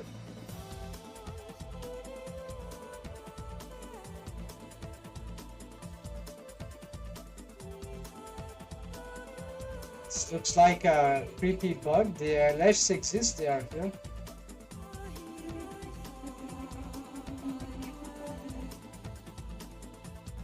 Ah, they are not going... Okay, apparently they were messed up in some process. Maybe when I duplicated the mesh, yeah, so terrible thing. Or they are, no, they're just hidden. There we go. Yeah. So it's there.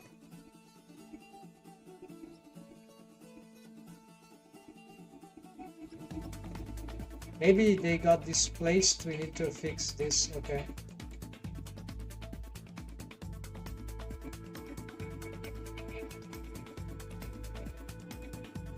Well, there is a little advantage here, is that we don't have to handle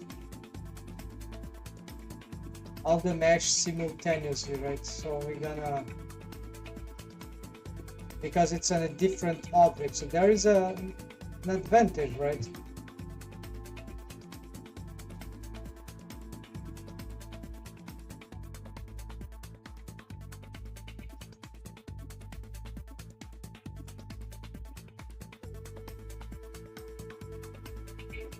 Okay, so I don't know why it's not working. We're gonna just...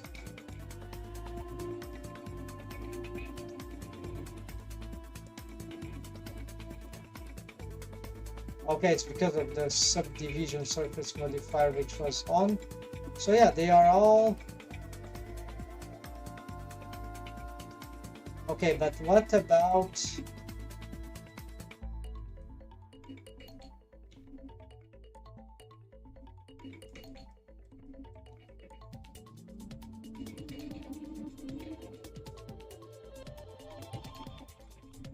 making the edge creases the same, right?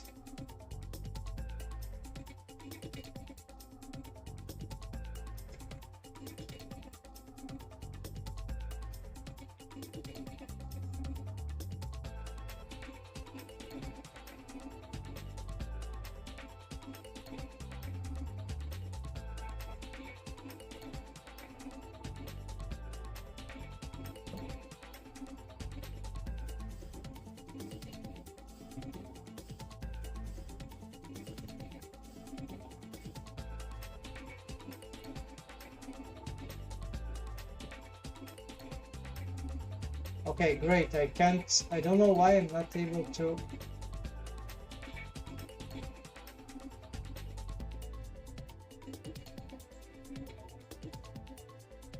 visualize it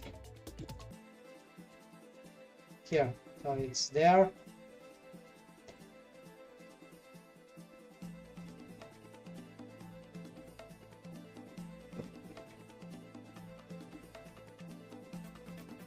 Now if we subdivide, okay, I need to simplify, yeah. Okay, so looks like this double subdivision fails. See, what happened there is just a disconnection probably.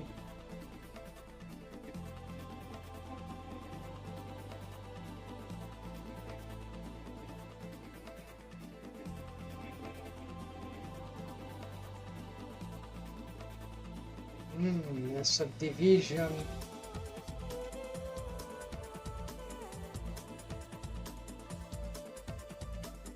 Very hard to understand because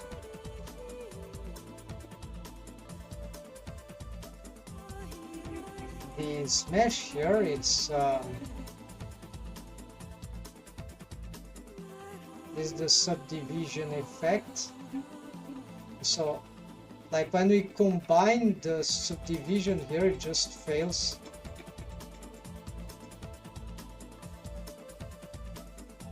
It matches, but it doesn't really match, right? Or maybe it's something about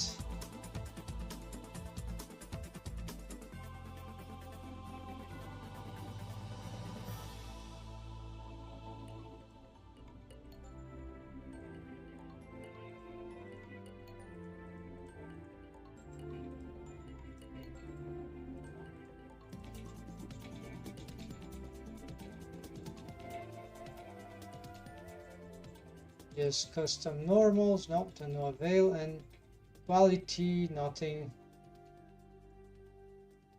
Limits, use limit surface. What is this? Is that new? Place vertices at the surface that would produce with infinite levels of the smoothest possible shape.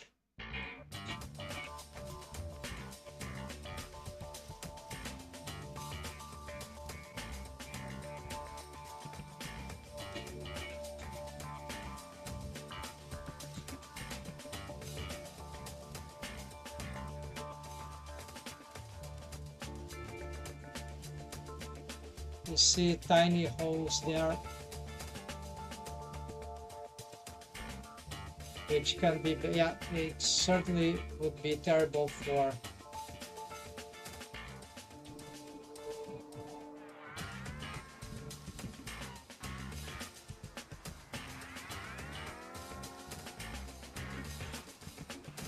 yeah, it doesn't look good, right? This is, we'll see this line there.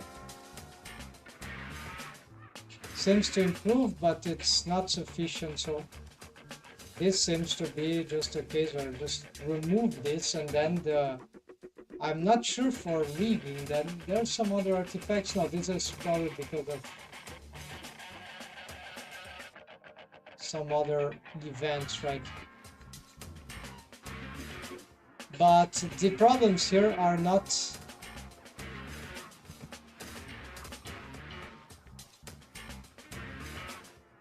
concluded, because there's another problem.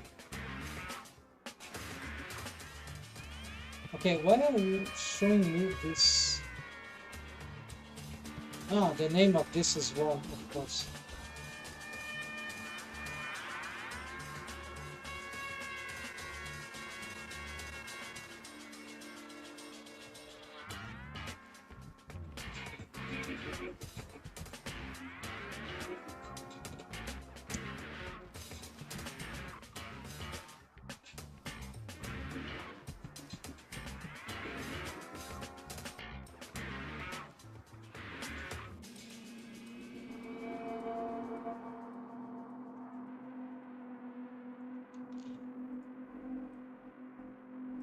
Why it keeps looking at this? Yeah, we just need to hide it there.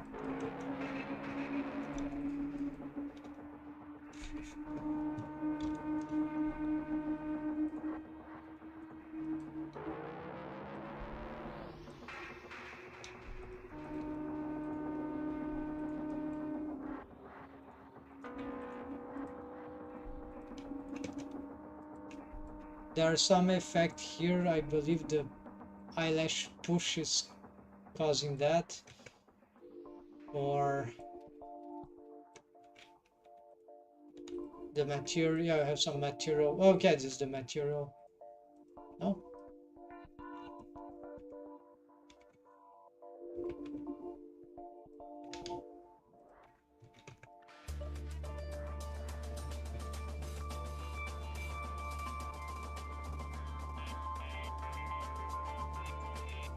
No, actually, this needs to follow the...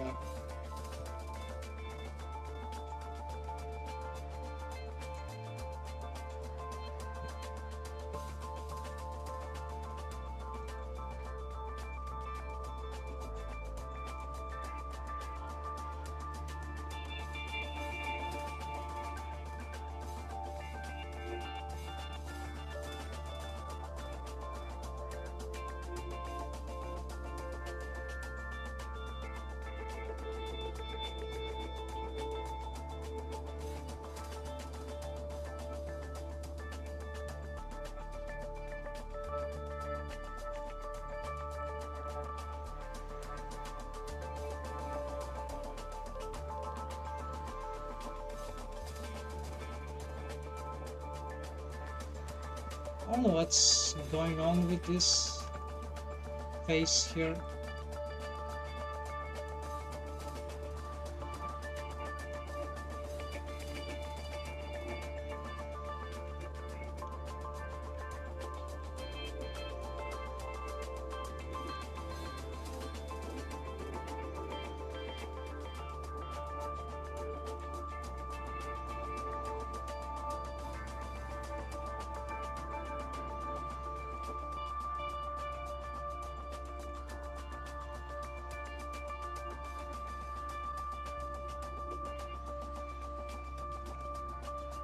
Might be a glitch right in the matrix.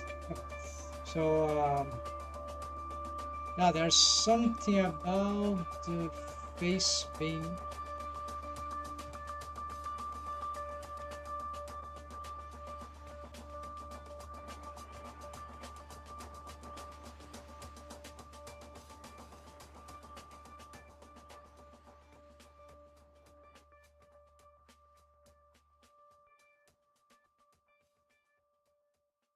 Yeah, who knows? This is super weird. Maybe there's a hole here or an extra vertex. No, it's just there. Here, maybe I spot a hole. Oh, it's the... That is just... It's UVs. Yeah, it's just UVs.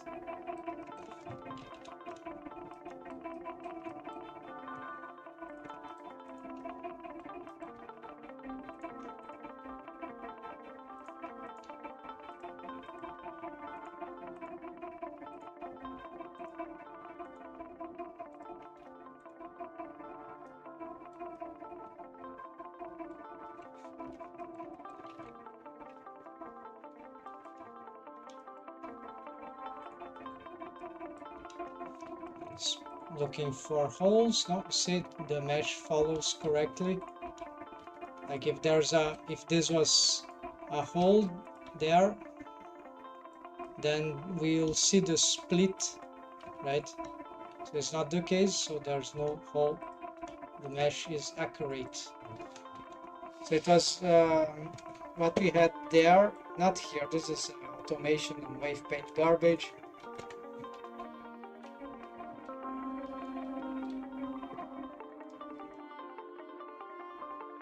Yeah, this is also other stuff to fix. So you see it's very clean if we don't have to handle with the texture and the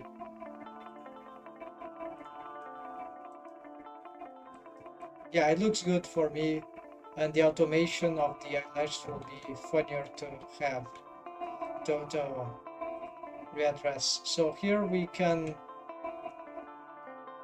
for now,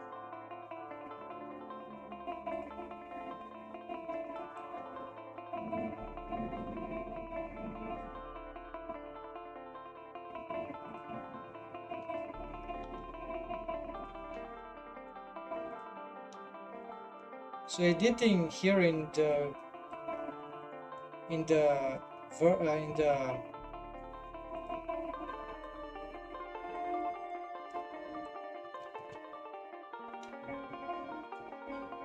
anatomic shape key directly, it's okay because this is extra stuff. What we cannot is mess up the bases or whichever thing we did here. It will then apply on the other. However, here we see that. Okay, this is driving me. Why this subdivisions? Because I did enable that, of course. So I don't want to be looking on edit mode in a real rest position for those things. Here we can probably better snap this.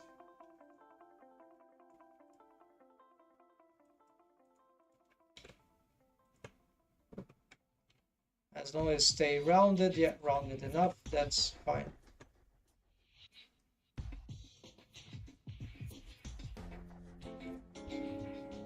Now it looks like that's something about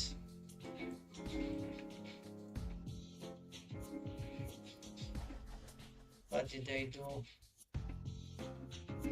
I just reduce this, right? Okay, so maybe the eyelashes push is causing that? No. Maybe I need to reassess this push eyelash rate, so we're gonna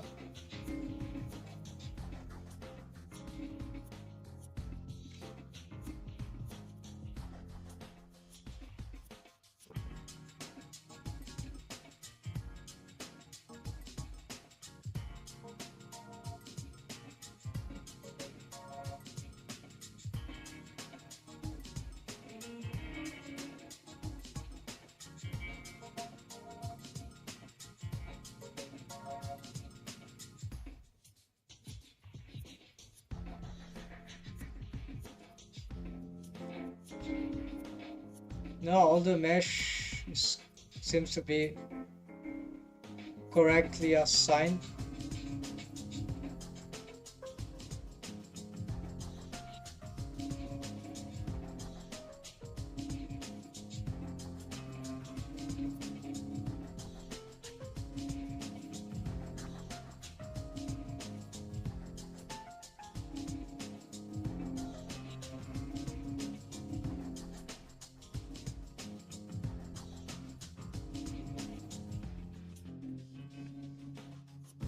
Alright, so we are getting this right, and here we'll have to expand this feature.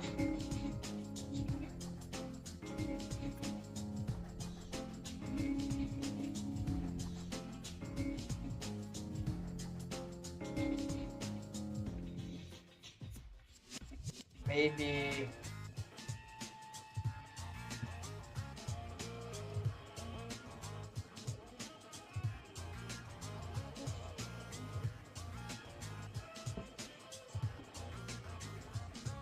This, yeah, so this is something I need to be improving in my.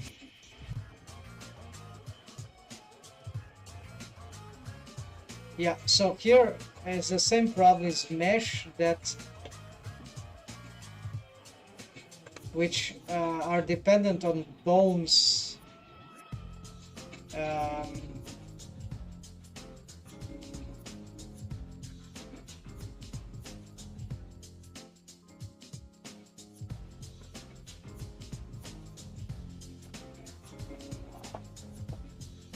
I have to edit both simultaneously, and this can be risky in a isolated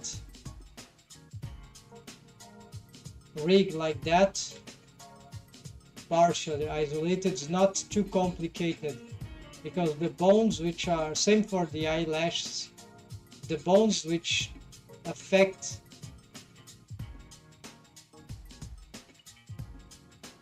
the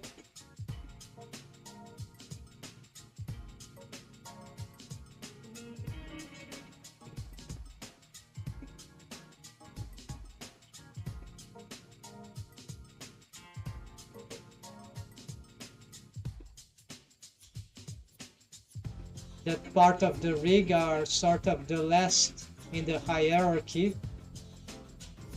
the ones that they form and the ones that control, so they are, nothing is dependent on them besides this the thing they do. So it's not like root bone or something like this, so it's a localized thing to solve, and this is better if we want to use this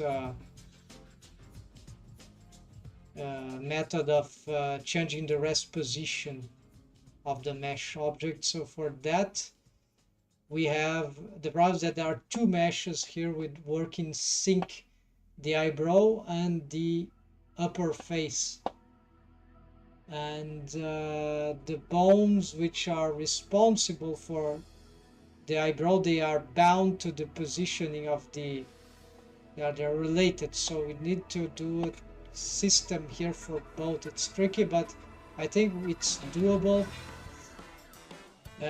It's not like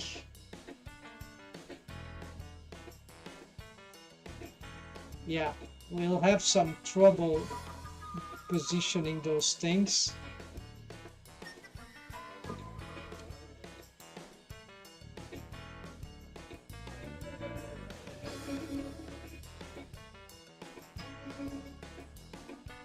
Yeah, like it's tricky. I really don't like the workflow here, so we're gonna, it will mess up the mesh that I've already edited, because the bones will, yeah.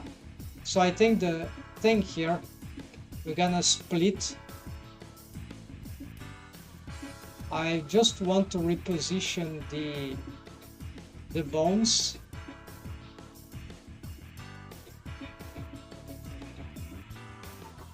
There are not so many bones, right? It's just the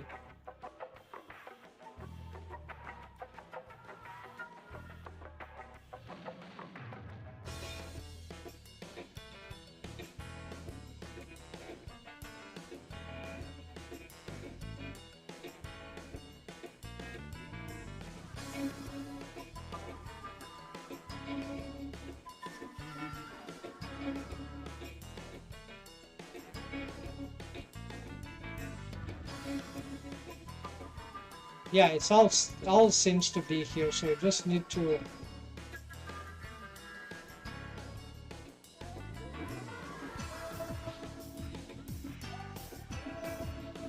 you see there's even a gap there.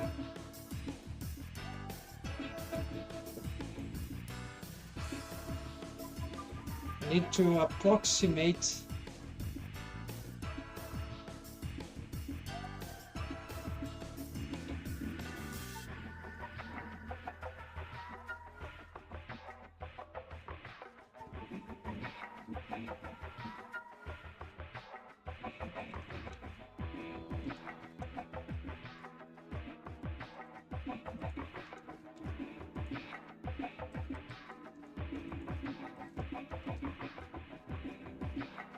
It's a problem that I was having with my other character or main character design, Dorothy, because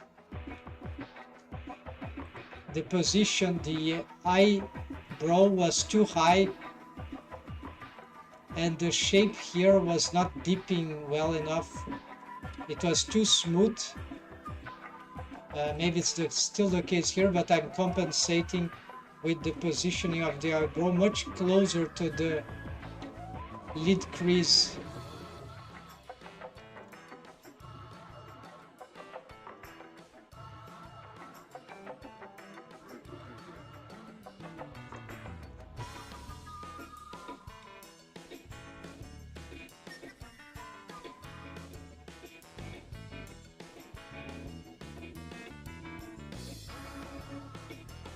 Here we could do many things to improve this organization, right?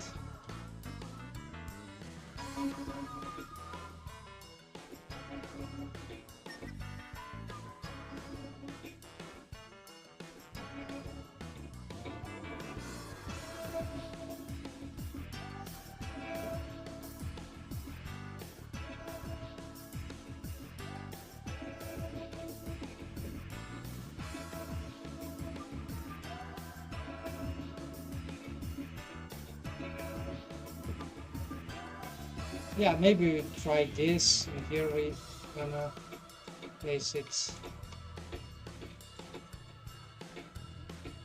here. So here it's character design rigging is for the character design, right? So it's the hardest things in rigging, in my experience, is adequacy to the character design. This part is easier because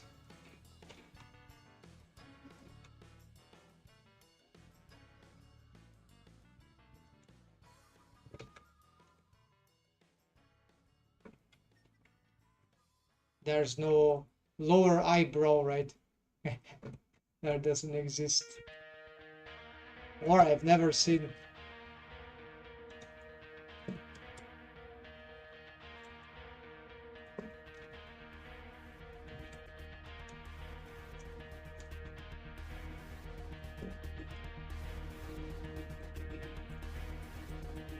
So I'm advancing here some work because the face rig is crucial. Even for the character to look well, already it's fundamental to have these things more or less set. So it's very tedious, but it should pay off if I can fix this now, or that it will be, we can have these facial features already solved. And here we need to just readdress this bendy bones, original length. There are more stretch to bone constraints here. I don't know which ones are the bases, the more basal ones. I think these ones are more basal, so don't need to. Yeah, it's just this, but we probably will have to, no, there's more here and here, and probably we'll have to symmetrize those.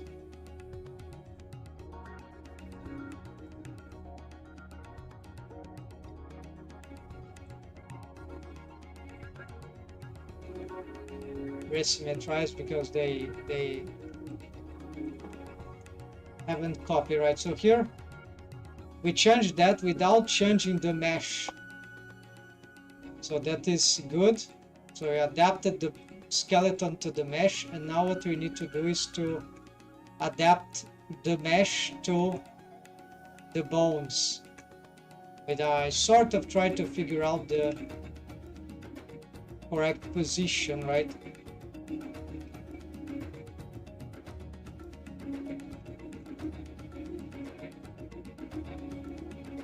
Here I'm not sure how this was put in practice. I think this is a mistake. This is probably more like here, and this one is the one going here.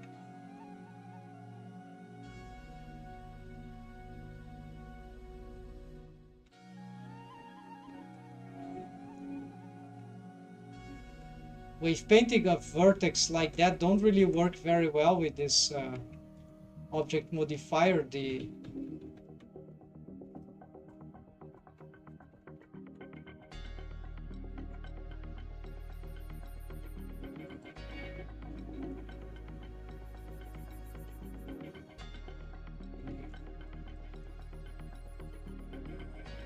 skin modifier, right? But I was testing to see if any result could work. And apparently it could, right? It's not the best. It is a bit tricky, but it's in many ways it's very interesting because it's low poly. It looks expressive enough for me. We can go a bit further, but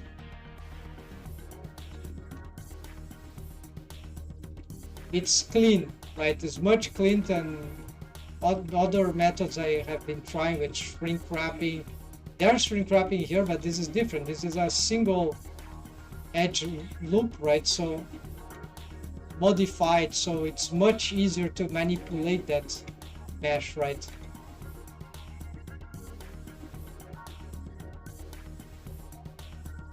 Without too much conflict. It's just snap to the bone, right? So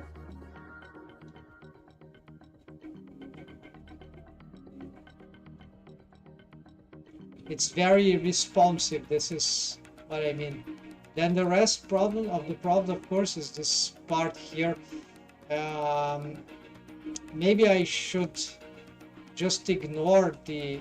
So it's a good idea maybe to have a bit more geometry here. Like some riggers, I've seen artists, 3D artists, they make a special mesh topology here, like an inset, something like this. And so this makes some kind of bump here on the forehead, which makes a lot of sense. And then, of course, probably, well, yeah, it will be good then that this bump will deform, but always the eyebrow will be on top of that bump, but it's not so simple, right? So here, because I don't have this, I don't want to change. What I'm gonna do is just I'm gonna exaggerate these features. This is not my main character design template, so I think it's fair to make some manipulations here. Because if you have a character design and what you're doing doesn't match the character design very well, then it's messed up, right? Have to find other alternatives, right? So here, I think we can make this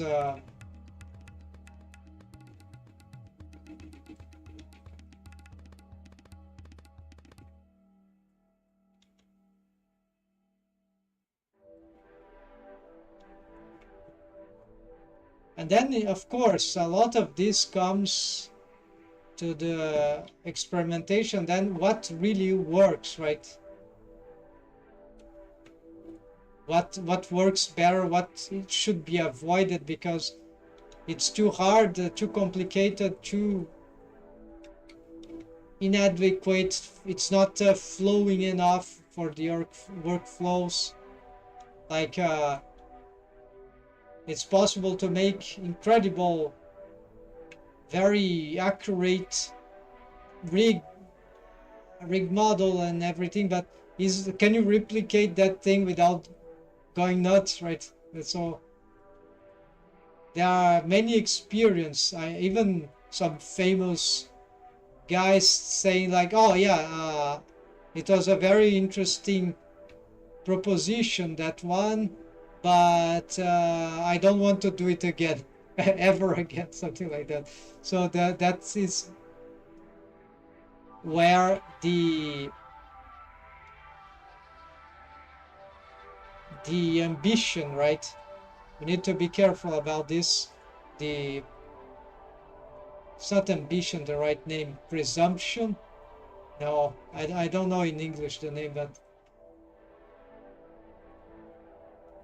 yeah, it's an arrogance, right? So you have the tools, right? You learn, you have creativity, a lot of stuff, but then we lose sometimes our minds, or it happens to me, right? As it happens to this story that I'm mentioning. Not sure if it is absolutely true, but I've heard it sounds plausible that it is true, right? Even the best, they make mistakes, right? Make no mistake, right? Even the best, they have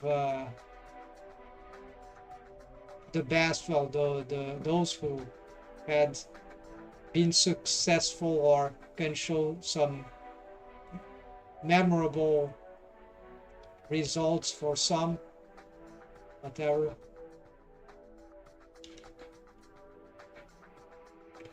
So the thing is to find or learn right workflows, not because they are the industry standard, but because they are elegant, like they do the job and they are cost efficient. They are smart. They just don't solve the problems. They solve in a good way, in a good manner. Okay, this is like, it's not too difficult. It doesn't take a lot of time and focus. And the quality is not bad at all. It's feasible even for more complicated character design projects. At least it works, right? So this would be my point here about looking for this kind of solution, right? And at some point you realize certainly that you're doing something that is overwhelming, and no, there should be a better way. Maybe I have to dump some of the ideas that I archive, dump, whatever. Maybe I need to prevent myself to continue in this direction and attempting something that might not be that powerful at first glance, but that will save my sanity. Also considering the shareability of the method,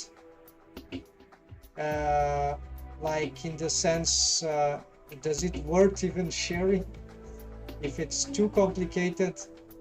And even to get good results in this, it doesn't mean because it's super complicated that good results will spontaneously come out of it.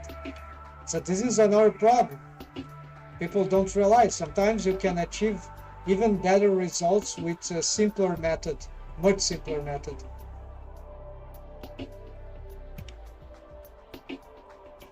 And this is what takes usually some time to research to find out.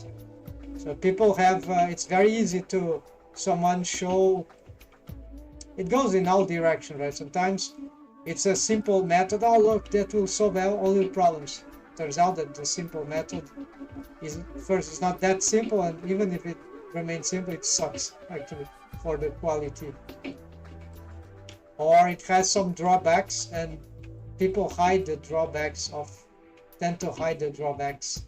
They're not honest about what they're doing, of what they're sharing. So this is like garbage, pure garbage. And we see a lot of that in the YouTube, people who make content on YouTube. It's a shame, right? It's a shame. Not only on YouTube, everywhere, right? Usually.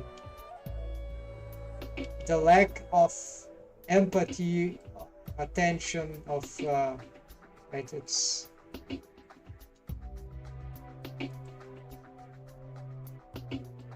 not taking things seriously. In some sense, yes, it's not taking things seriously.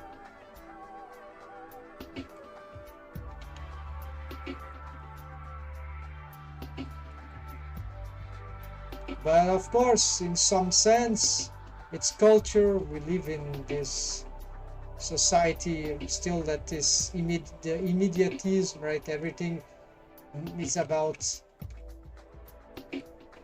money, and then it's a survival thing. So it's start to become really complicated to come up with real good ideas, because the real good ideas, people don't see them as real good ideas, because well, this is arguable how I spelled it, but certain valuable ideas, let's say, sometimes they are just ignored because no, this doesn't suit the certain, well, I don't know. Anyways, there are a lot of misguiding in all this stuff, right? So here we gotta fix this part here of the body. Got some pinching in the center of the torso, the front. It's just a question that of flattening this the thoracic cage a little more.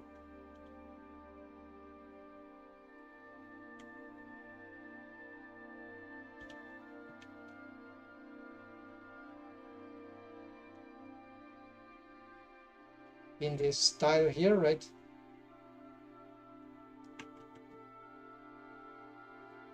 And then we must make sure that there's a continuity even here.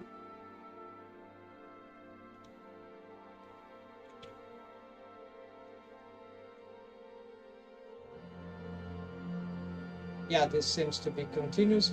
Then here maybe we can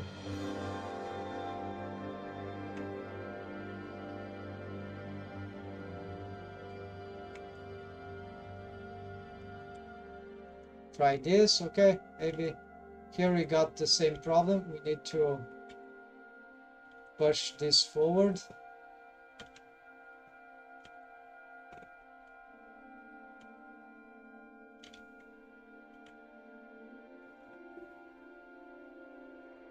Okay, this doesn't fix all the shapes that I wanted, but it's much better.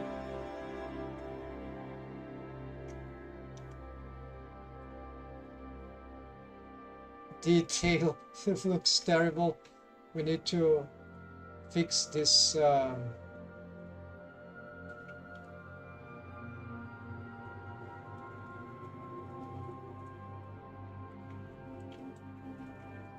these shapes here.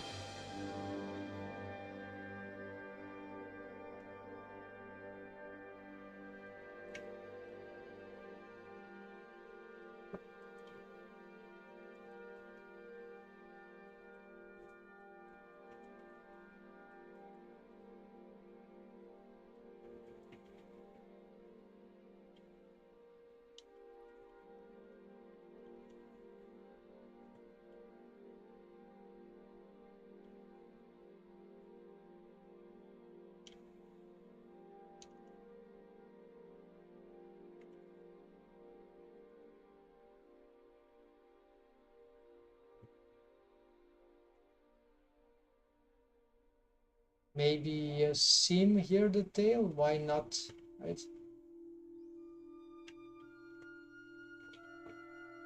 Yeah, no, from here, or no, maybe from here. Yeah, up here.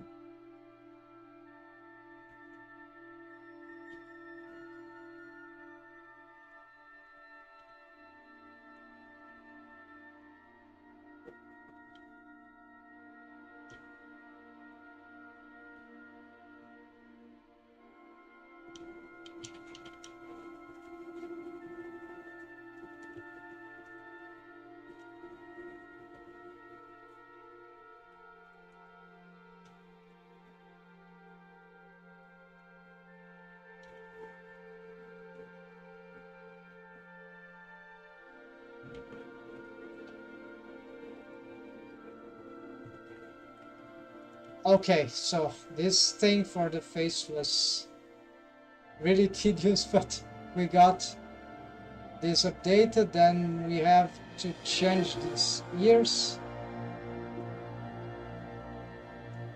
Gonna make them rounded.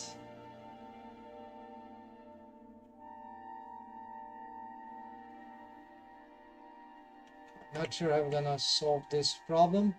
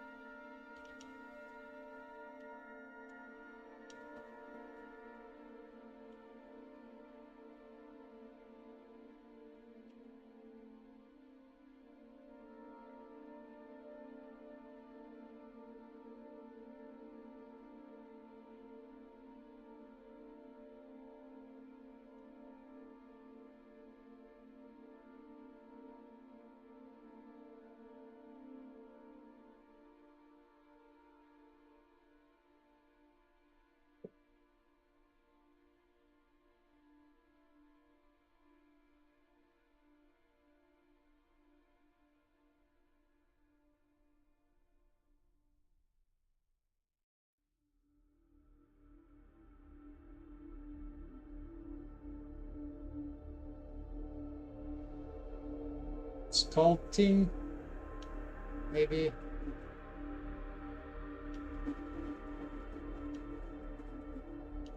And yeah, we're doing fine here with this method also.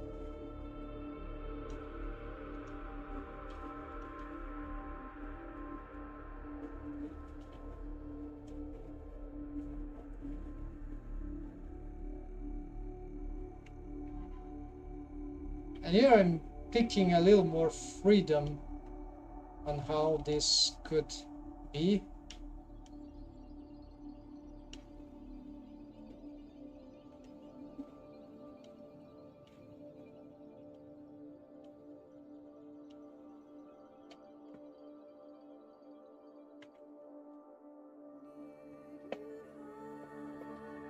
Yeah, that looks interesting.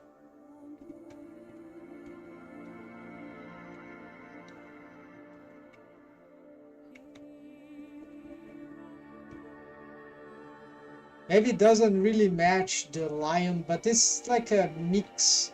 I'm trying to mix the notion of the sacred cat of the Egyptians, something like that, maybe a black cat, with the one of the lion, which also existed in, I think, in the deserts in Africa there. Possibly, I'm not certain. I've never been there, but I've seen games and some stories. I don't know, maybe it's just a Age of Empires experience, not accurate. But I think there were lions in the deserts, near the rivers, of course. The Nile somewhere there should be some migrations.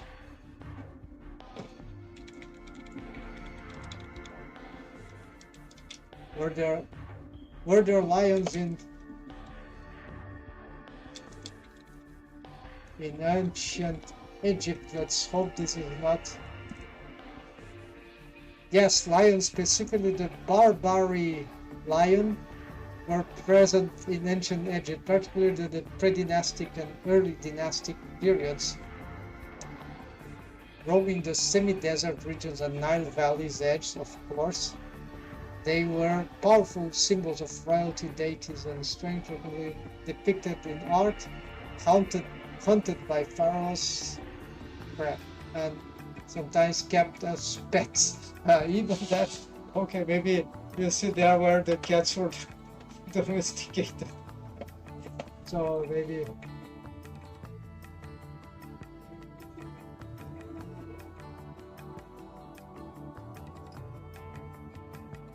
No, I'm joking, of course, but maybe there was even more ancient culture there with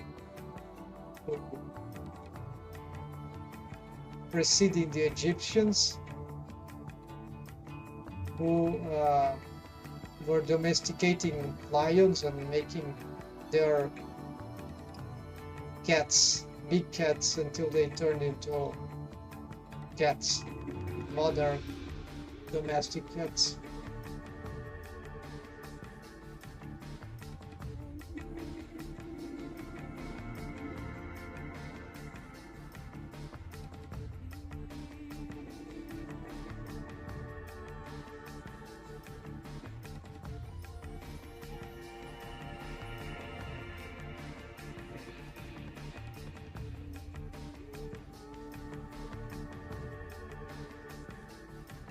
All right, so this is going well, I think. So we're making the change in the slowly but steadily we are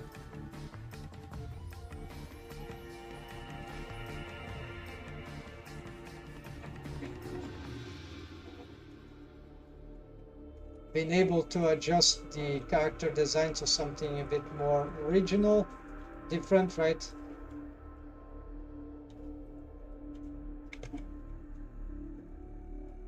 So I still have to design the costume. So the costume will be very important for this original character and should I say charactress. And then, yeah, you see, despite lions would have certain kind of hair, certain kind of colors, I'm into this mixing because I want to make her a bit like this Egyptian princess, you know, something like that. And this is not the color skin, of course. We're gonna make a lot of, so I have to research that and bring these ideas. So the tail, the ears, so even the eyebrows, probably have to change the design here, making a more elongated one. Yeah, here it's quite elongated, but it works like this too, right? I have other characters, it's exaggerated feature. Here maybe we don't need this to be that exaggerated, but we can play with the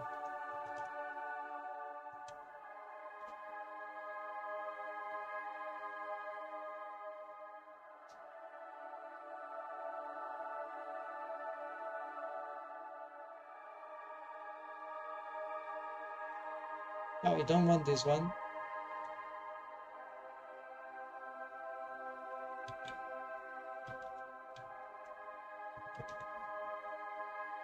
So here is just a Control A.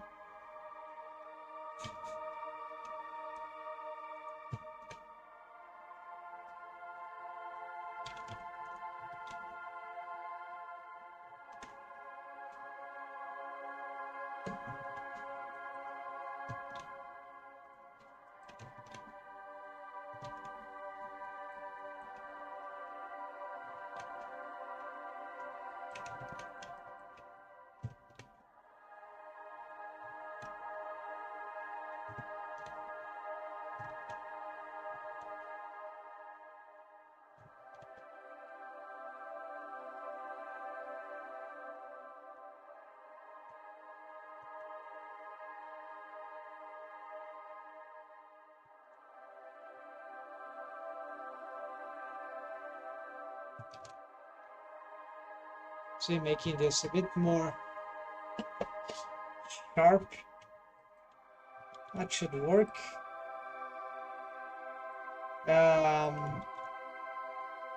I need to change the list of things here. Make a list of tasks because this is getting dense, right?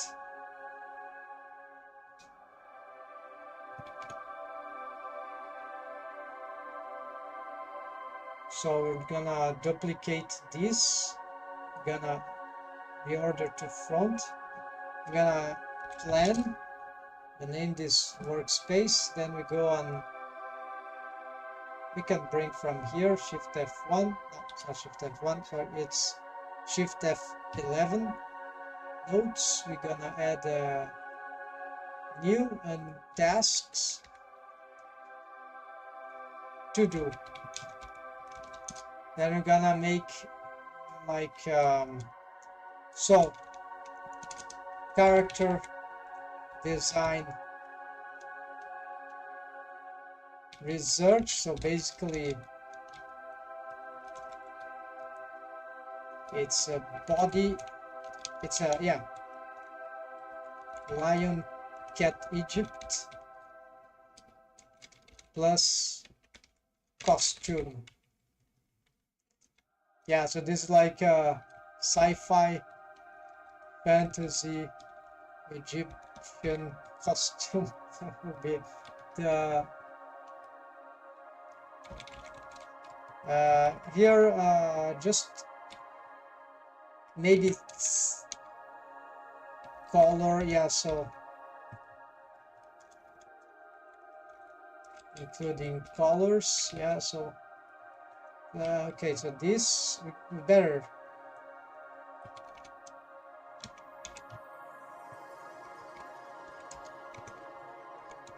do this and this. All right, so this I can do offline, but just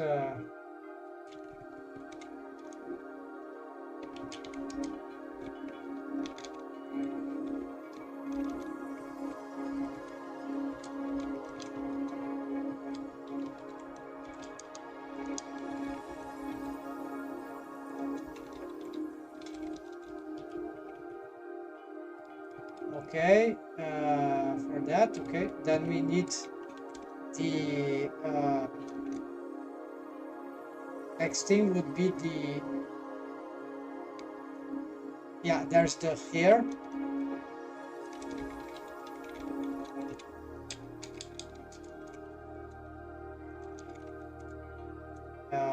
What else? Costume, yeah. Anything else? Nails, gonna be bigger. Then we're gonna get the, I'd like to make claws, but no, whatever. We are not going in that direction here. Fur, okay. Fur elements. How to do this is still tricky. We could do, I have an idea, maybe we could do this with shape keys, but yeah, shape keys would make it easier in some sense for rigging, but it will force my geometry to be re-edited, and this doesn't sound very neat. It sounds tricky. So maybe we need to add that fur with the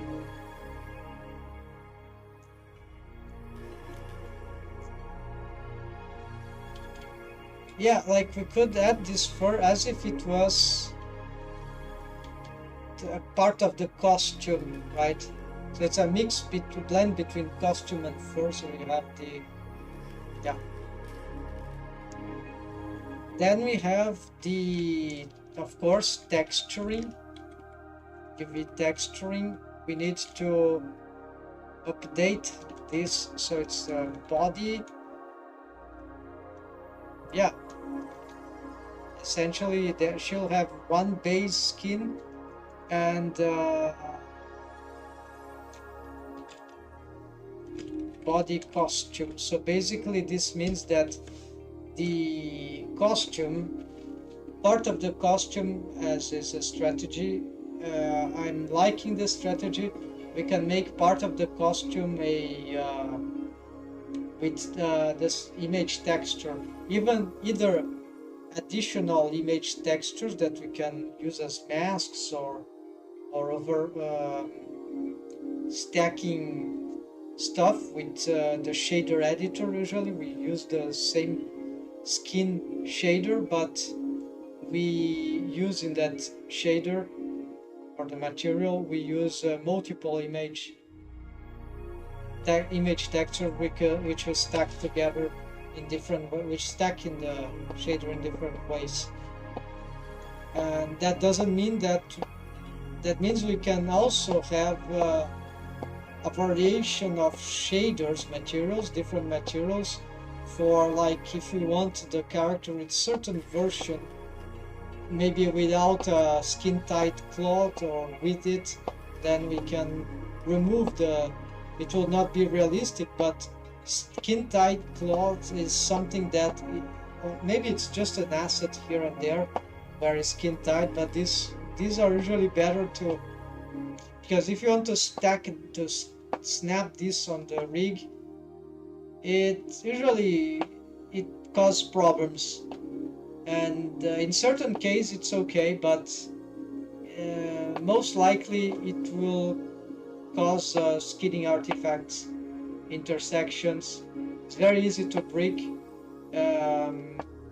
Of course, with better methods of transferring wave paint, this is usually not such a big issue, but it's a concern. It's a big concern because clipping during 3D animation is a horrible thing, and it tends to occur a lot with clothing, especially those skin tight clothing. So they need to make a geometry node system in which we can extrude original extra mesh based on texture image data. Imagine that, then we could solidify a cloth from a body that doesn't have that geometry, but the image texture with its drawings, whichever patterns are there in certain colors, certain decisive colors, maybe gray scale, right? Like they extrude as original mesh with certain mesh geometry, I don't know, maybe trying to reproduce certain mesh topology data from the original mesh. But this will be revolutionary. You would need to rig that cloth, skin tight cloth, also because it will be part of the geometry nodes procedural system. Okay, then finally, after we got this, maybe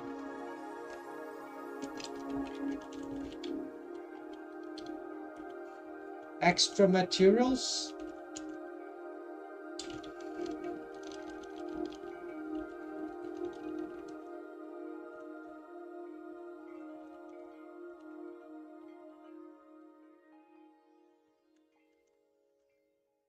For the costume and all that, yeah, maybe we'll have to make, at least for the skin, probably.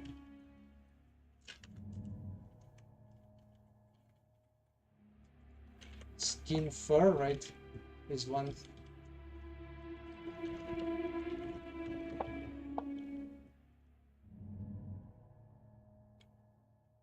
And extras.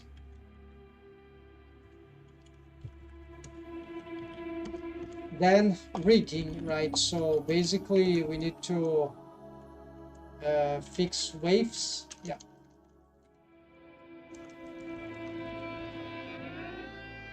Yeah, revise all wave paint vertex groups, right? Readjust face rig, ears, rig, yeah, ears, tail.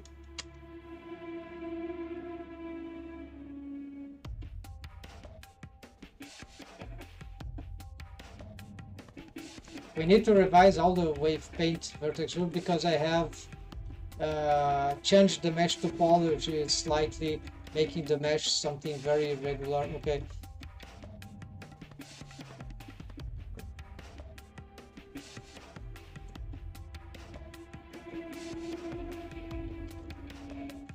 Yeah.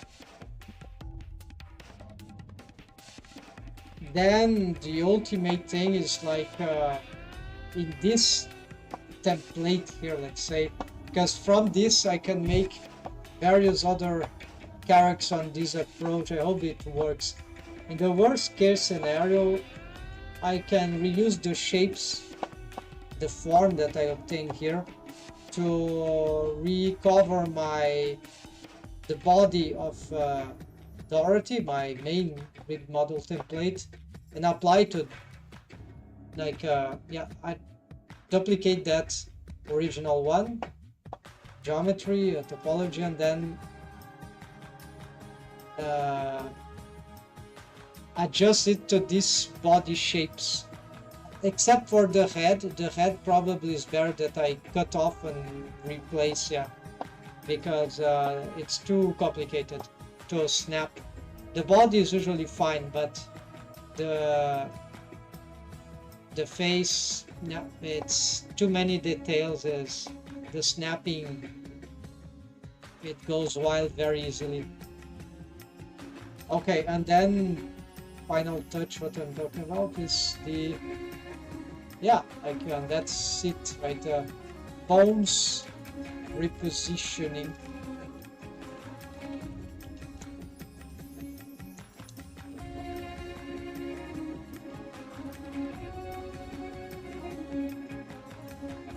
And there is something that I'm thrilled to do is in this rig particularly, yeah,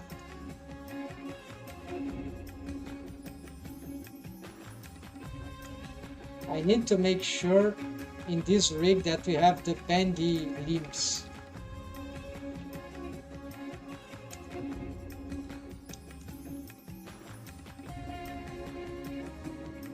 We make sure this is available.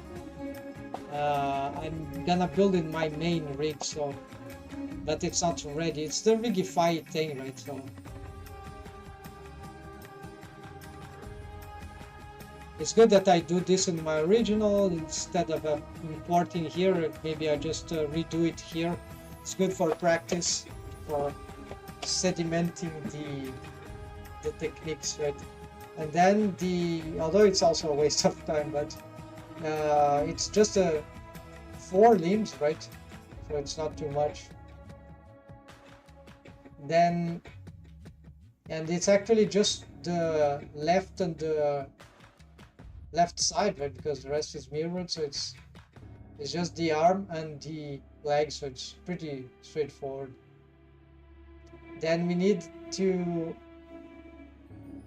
make the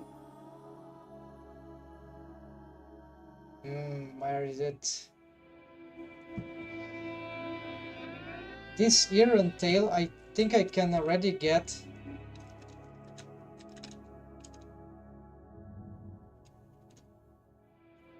Yeah.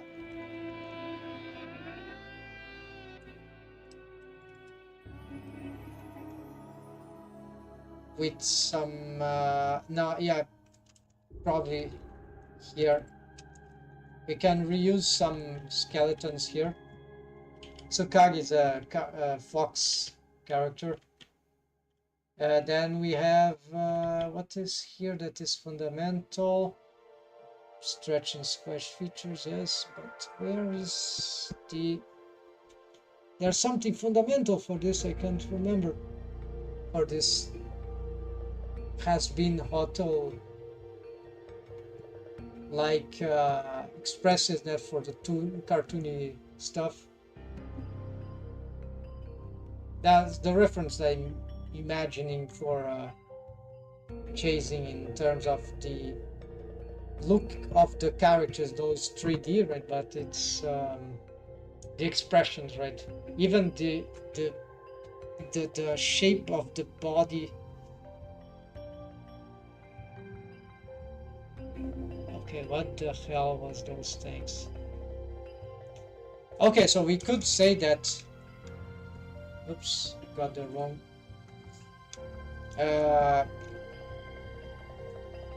direction. Yeah, let's say that artistic direction. So here we could say that I want the make sure the character design looks 2D-ish.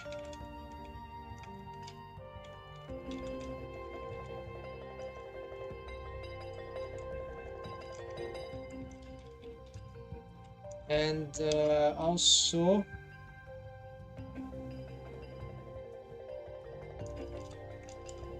for facial expressions,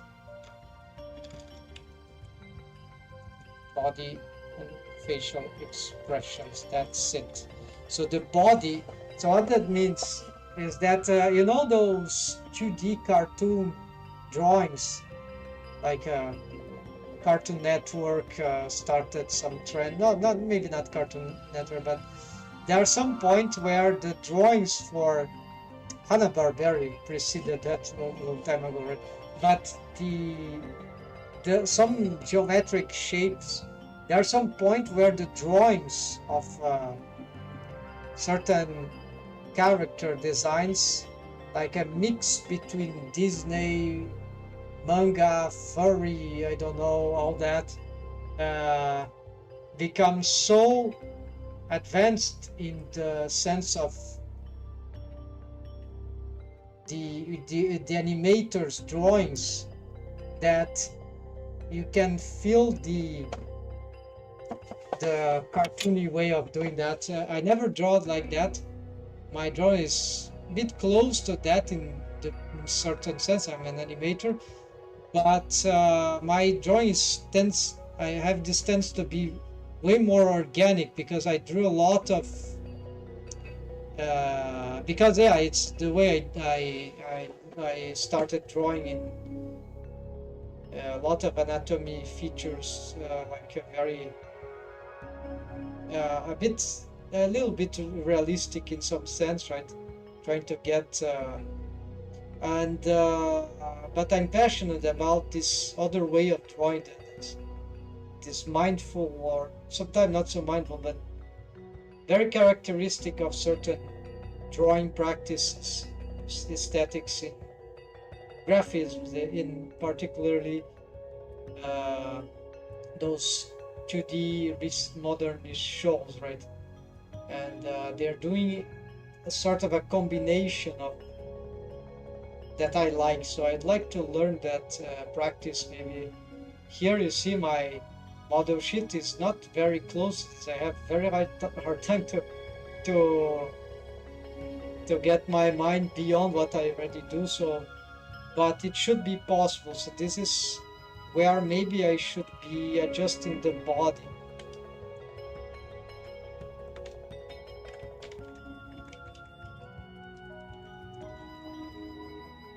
I need to keep remembering myself.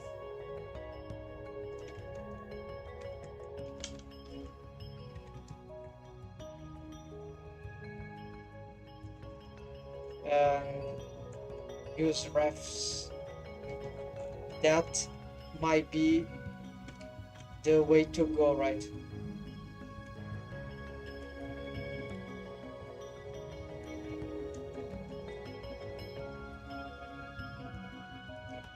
And I believe it's feasible in 3D. Yeah, the body, right? It's not, might not be as good, but it'll be interesting. It will be different.